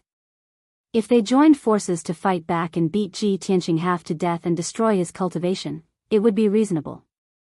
They would not be punished. This was the best chance for them to take revenge and destroy Ji Tianqing. At this thought, Lan Yiqing, Kuang Long, and the others all used their secret skills and attacked Ji Tianqing with all their might. Ji Tianqing was not afraid. He sneered disdainfully, "A bunch of trash.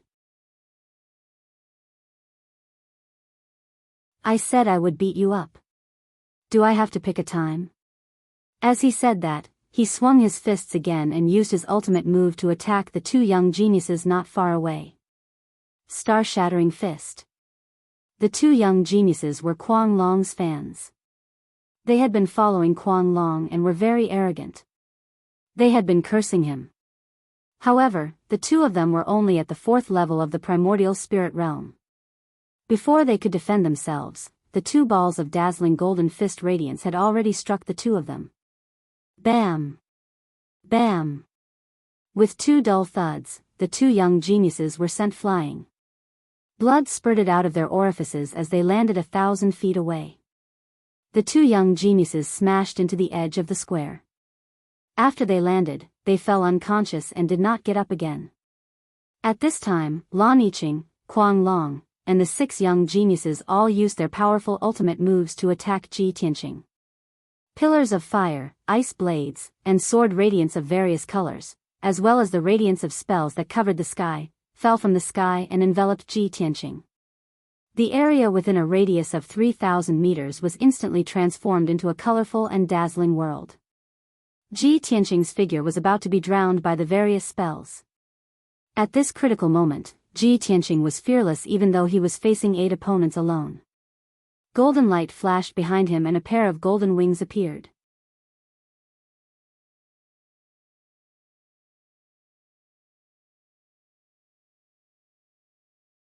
Chapter 1534. Bam! Bam! Bam! Bam!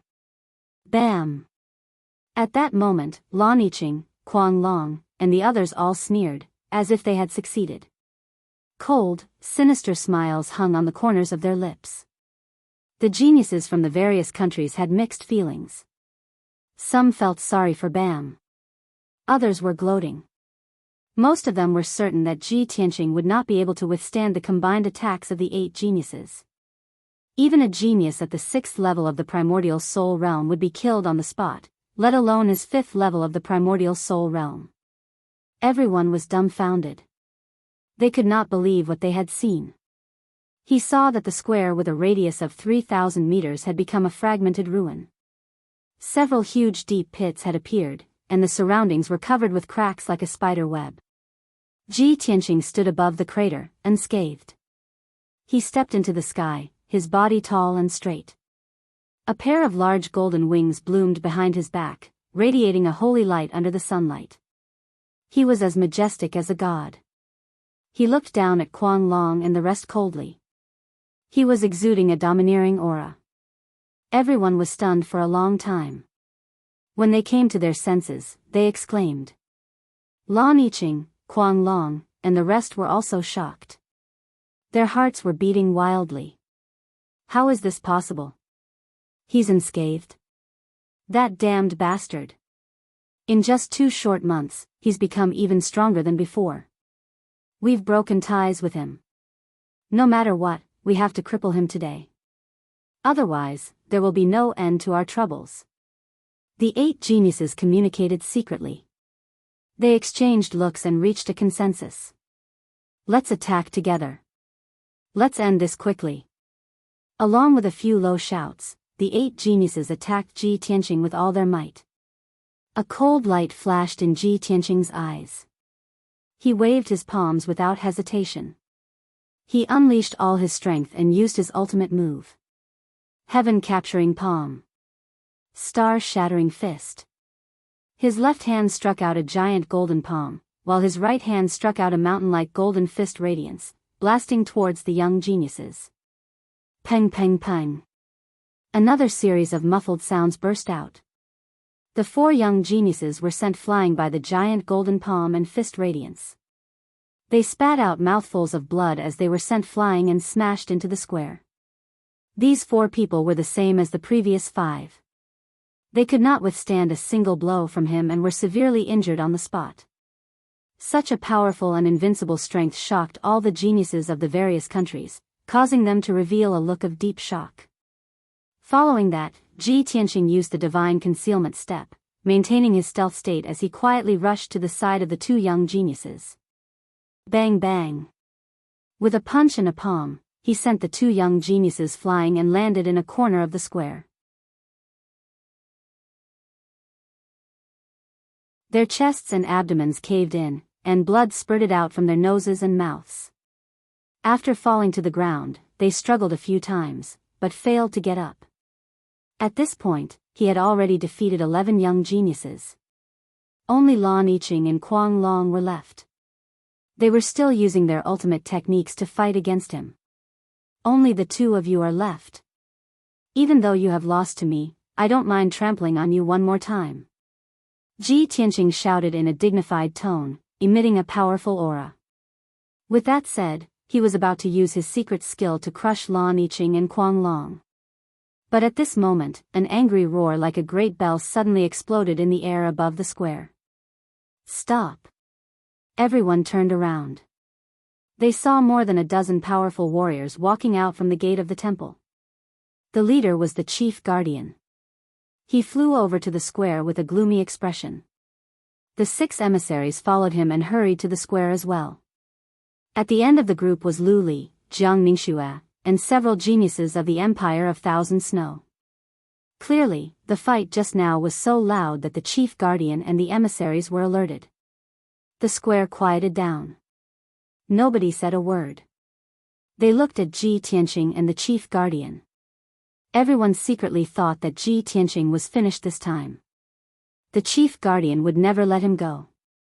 Sure enough, the chief guardian looked at Ji Tianqing with a dignified expression and shouted in a deep voice, "Ji Tianqing, you guys actually flouted the laws of the vast heaven pagoda and fought outside the temple.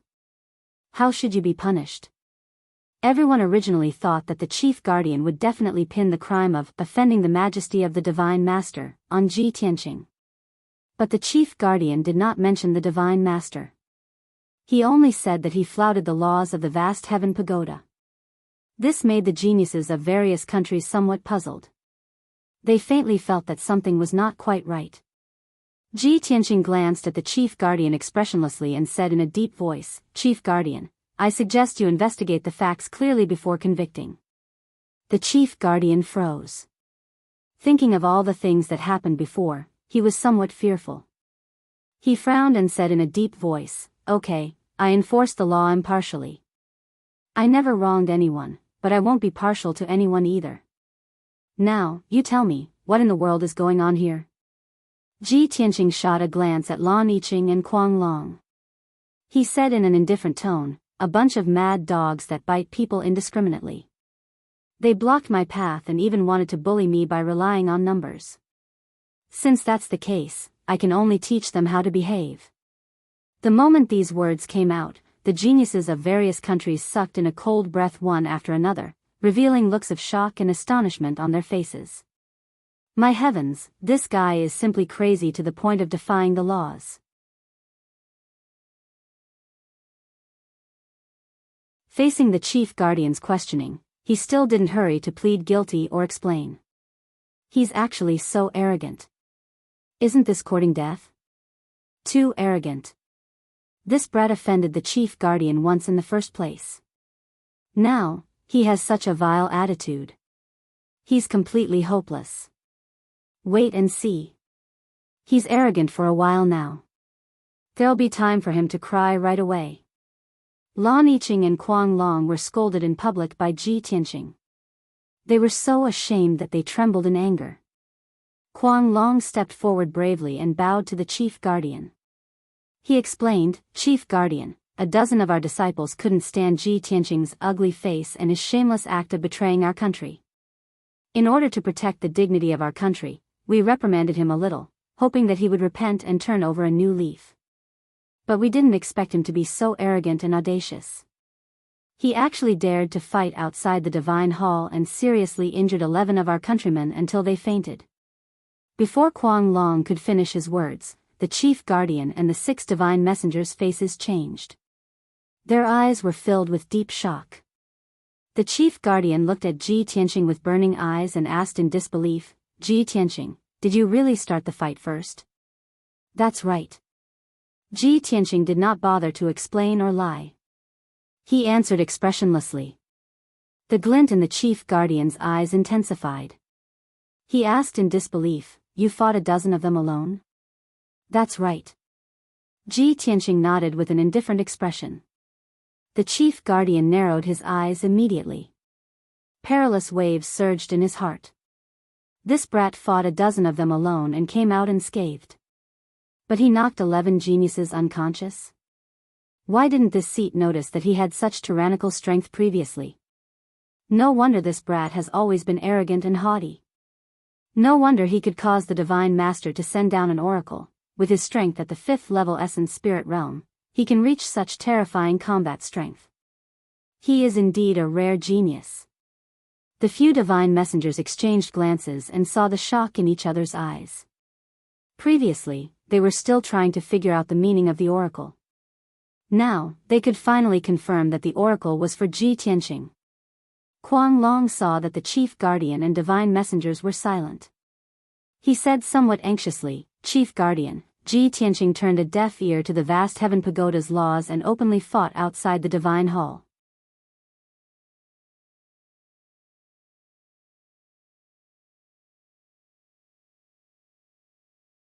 Chapter 1535. Before Kuang Long could finish his words, the chief guardian bellowed, "Shut up. I have been in charge of the Haotian pagoda for hundreds of years. Do I need you to teach me? I dare not." Kuang Long was pale with fright. He lowered his head and saluted at once. The chief guardian secretly communicated with the several messengers and then announced, "The mountain of investiture is a holy land of martial arts. It does not prohibit disciples from learning from each other. This is a personal grudge between the disciples of the Outcloud Empire and Ji Tianqing. The Haotian pagoda will not interfere. However, you should not fight in the plaza in public. You will damage the dignity of the Holy Land. If there are any conflicts or disputes between disciples, please go to the arena to resolve them. All the disciples that have participated in the fight will be punished by going to the Cliff of Reflection for 10 days as a punishment." When the Great Protector announced the punishment, everyone was stunned. Lan Yiqing, Kuang Long, and the others were so shocked that their eyes almost popped out of their sockets. No way. This is the punishment? The chief guardian has always enforced the law with an iron face. How can he be so gentle? These people have made such a big mess and they are only punished with 10 days of reflection? When did the chief guardian become so gentle? This is not right. Ji Tianqing started the fight. How can he be punished the same as the others? This is not a punishment. It is more like the chief guardian is siding with Ji Tianqing. Ji Tianqing has offended the chief guardian before. How can he be siding with Ji Tianqing? The young geniuses from all over the world were in an uproar. They were discussing with shock and confusion. Everyone could tell that the chief guardian not only did not punish Ji Tianqing according to the rules, but also downplayed the matter and punished him lightly. This was not normal. The geniuses from different countries were confused and could not understand. Only the chief guardian, Ji Tianqing, the 6 messengers and Lu Li understood the real reason. Standing at the edge of the plaza, Lu Li stared at Ji Tianqing with a gloomy look. Deep down in his eyes was surging hatred and naked jealousy.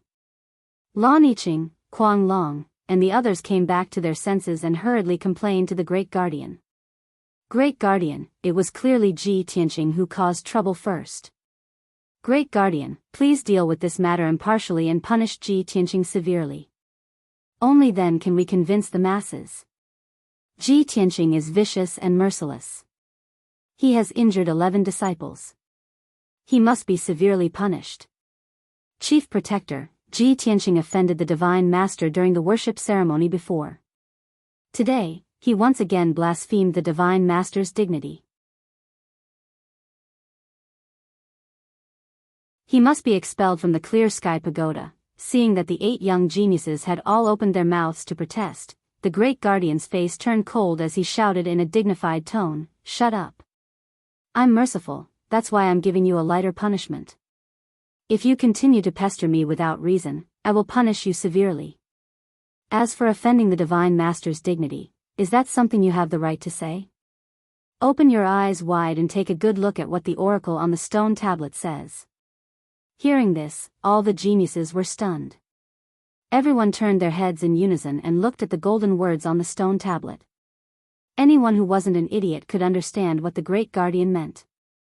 They could all guess that there was something more to the oracle. As expected, when they took a closer look at the oracle, their expressions all changed. Among the crowd, Perfect Een was even more shocked. He exclaimed in disbelief. When he first entered the Mount of Investiture, he was struck by lightning. This is Ji Tianqing? He pointed out the answer in one sentence. Everyone was stunned.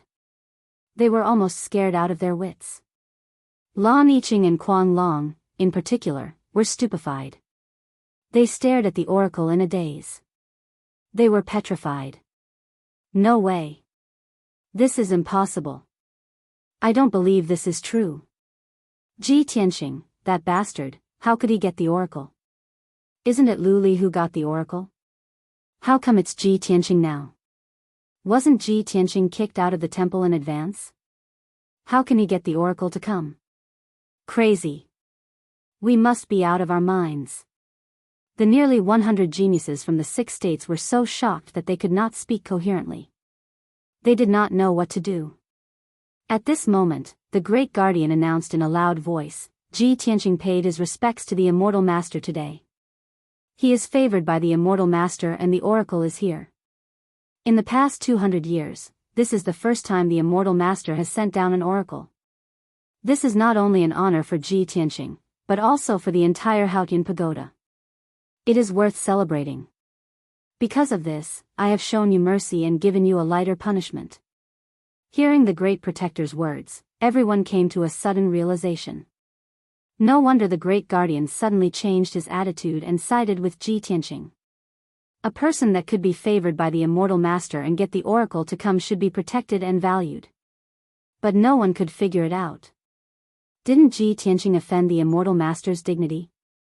How could he be favored by the immortal master?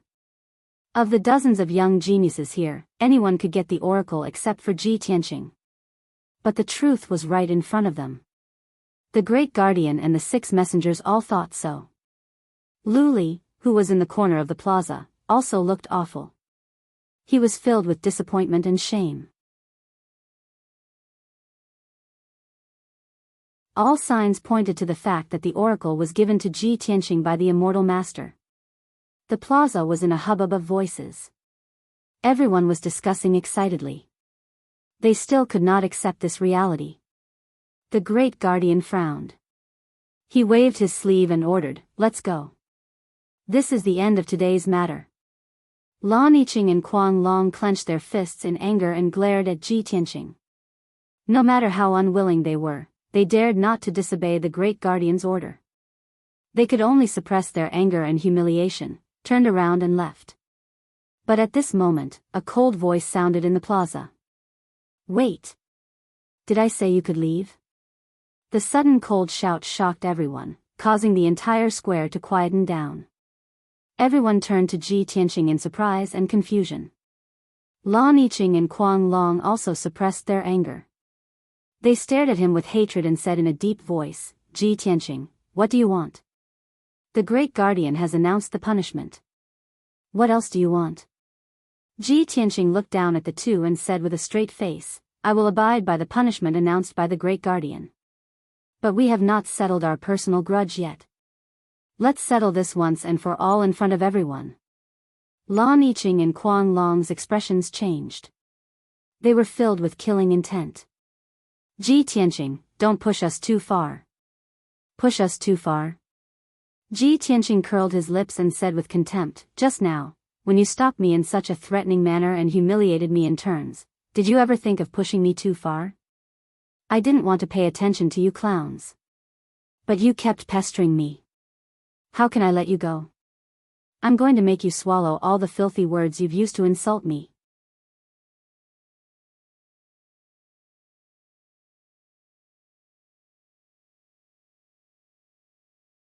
Chapter 1536. An incomparably domineering voice spread throughout the entire plaza, shocking everyone's hearts. The various countries' geniuses all stared at Ji Tianqing, revealing thick shock. Their heartbeats and blood flow accelerated. This guy. Really daring to say it. This is the true lawlessness. Either kneel down yourselves, or I'll beat you all to kneel. Too domineering. This is the unyielding character and domineering aura that a peerless genius should have. Yeah, even the divine master favored him and gave him an oracle. How can such a peerless genius be humiliated? Don't you guys forget, Ji Tianqing is the Outcloud Empire's #1 genius to begin with. He defeated those 2 people long ago. Many geniuses discussed animatedly, staring fixedly at Lan Yiqing and Kuang Long, wanting to see how they would wrap things up. Lan Yiqing and Kuang Long nearly exploded in anger. Their faces alternated between green and white, and their hands and feet were trembling. The two were also martial Dao geniuses with extraordinary backgrounds. They had always been proud and arrogant. They had never suffered such humiliation in their lives. Kuang Long was in a violent rage. His eyes flickered with scarlet killing intent as he stared fixedly at Ji Tianqing. His voice was low and hoarse as he shouted, "Ji Tianqing! You bastard, even if I, Kuang Long, die in battle, I absolutely won't submit to you. So what if you obtain the oracle? In my eyes, you'll always be a petty person who fawns on the powerful. In contrast, Lan Yiqing was still considered calm, restraining her anger and killing intent. She raised her head to look at the chief protector and said in a deep voice, "Chief protector, you saw it. Ji Tianqing ignored your decision and was overbearing." The chief protector furrowed his brows and said expressionlessly, "This seat already said that the vast heaven pagoda won't interfere in the personal grudges between disciples. However, this seat and the 6 divine envoys are present. We can be the witnesses and allow you guys to duel. But no lives can be lost." 2 simple sentences expressed the vast heaven pagoda's attitude. Lan Yiqing was in complete despair. Counting on the chief protector to resolve the situation clearly could not be counted on. After all, a genius who obtained the oracle would receive the divine master's favor and would definitely become a peerless powerhouse in the future. Compared to Ji Tianqing, she and Kuang Long appeared insignificant. It was already extremely benevolent of the great guardian to protect their lives. The hope in Lan Yiqing's eyes faded bit by bit, eventually turning into endless coldness and killing intent.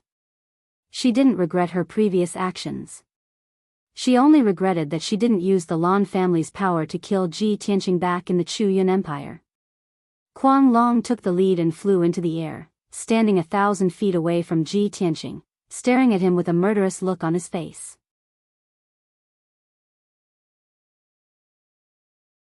There was a bronze chain wrapped around his body, and his entire body was emitting a dark red light, releasing a powerful aura. Ji Tianqing. Last time, I was careless and lost to you.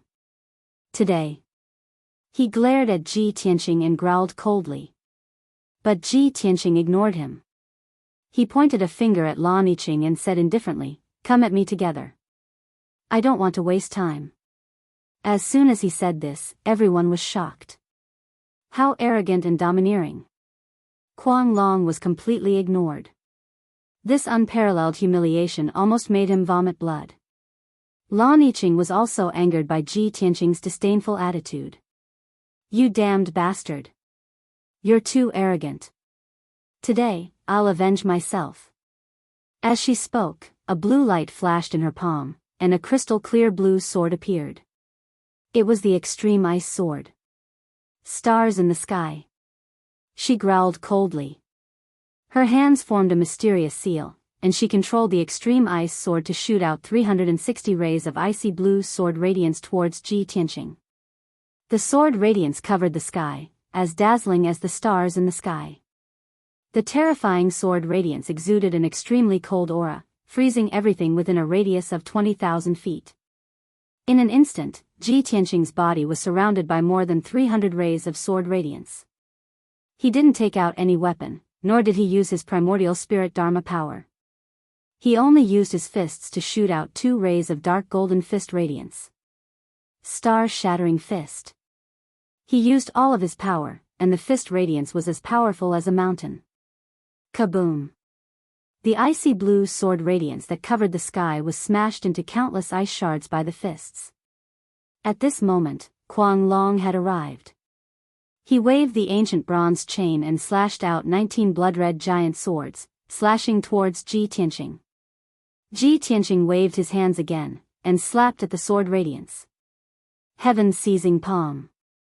The 2 giant golden palms slammed into the blood-red sword, causing 2 loud bangs to ring out. The dozen blood-red giant swords were all shattered. Lan Yiqing and Kuang Long's full-powered attacks were easily neutralized by Ji Tianqing. Both of them were shocked, and their eyes were filled with worry. The geniuses and oracles of God from various countries all retreated to the edge of the square, watching the battle calmly. At this moment, Ji Tianqing launched his counterattack. He suddenly used the stealth step and disappeared into the sky. The next moment, he appeared beside Kuang Long and punched him in the face. Crack! Kuang Long didn't expect this, and he couldn't dodge at all. The left side of his face caved in on the spot. His bones were shattered, and his flesh was badly mangled. Under the intense pain, he waved his bronze chain crazily and released 2 blood-red giant dragons to attack Ji Tianqing. However, Ji Tianqing's figure instantly disappeared, dodging the blood dragon's attack.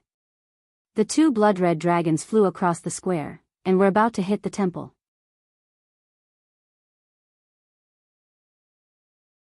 At this critical moment, the Great Guardian waved his right hand and grabbed the two blood-red giant dragons, crushing them. The two destructive giant dragons were as weak as earthworms in front of him. At this moment, Ji Tianqing dodged the attacks of Kuang Long and Lan Yiqing and appeared on Kuang Long's right side like a ghost. Bang! He punched the right side of Kuang Long's face again. The right side of Kuang Long's face was smashed, and blood and broken bones spurted out.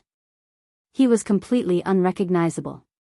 Kuang Long had been the one who yelled the loudest, calling Ji Tianqing a traitor, a dog, and shameless. But now, Ji Tianqing had purposely smashed his entire face as punishment for his foul mouth. Kuang Long flew into a rage after suffering such heavy injuries. He immediately summoned his primordial spirit and used his ultimate skill to attack Ji Tianqing. Ji Tianqing, on the other hand, turned invisible and dodged the attack. He appeared and disappeared like a ghost and charged towards Lan Yiqing.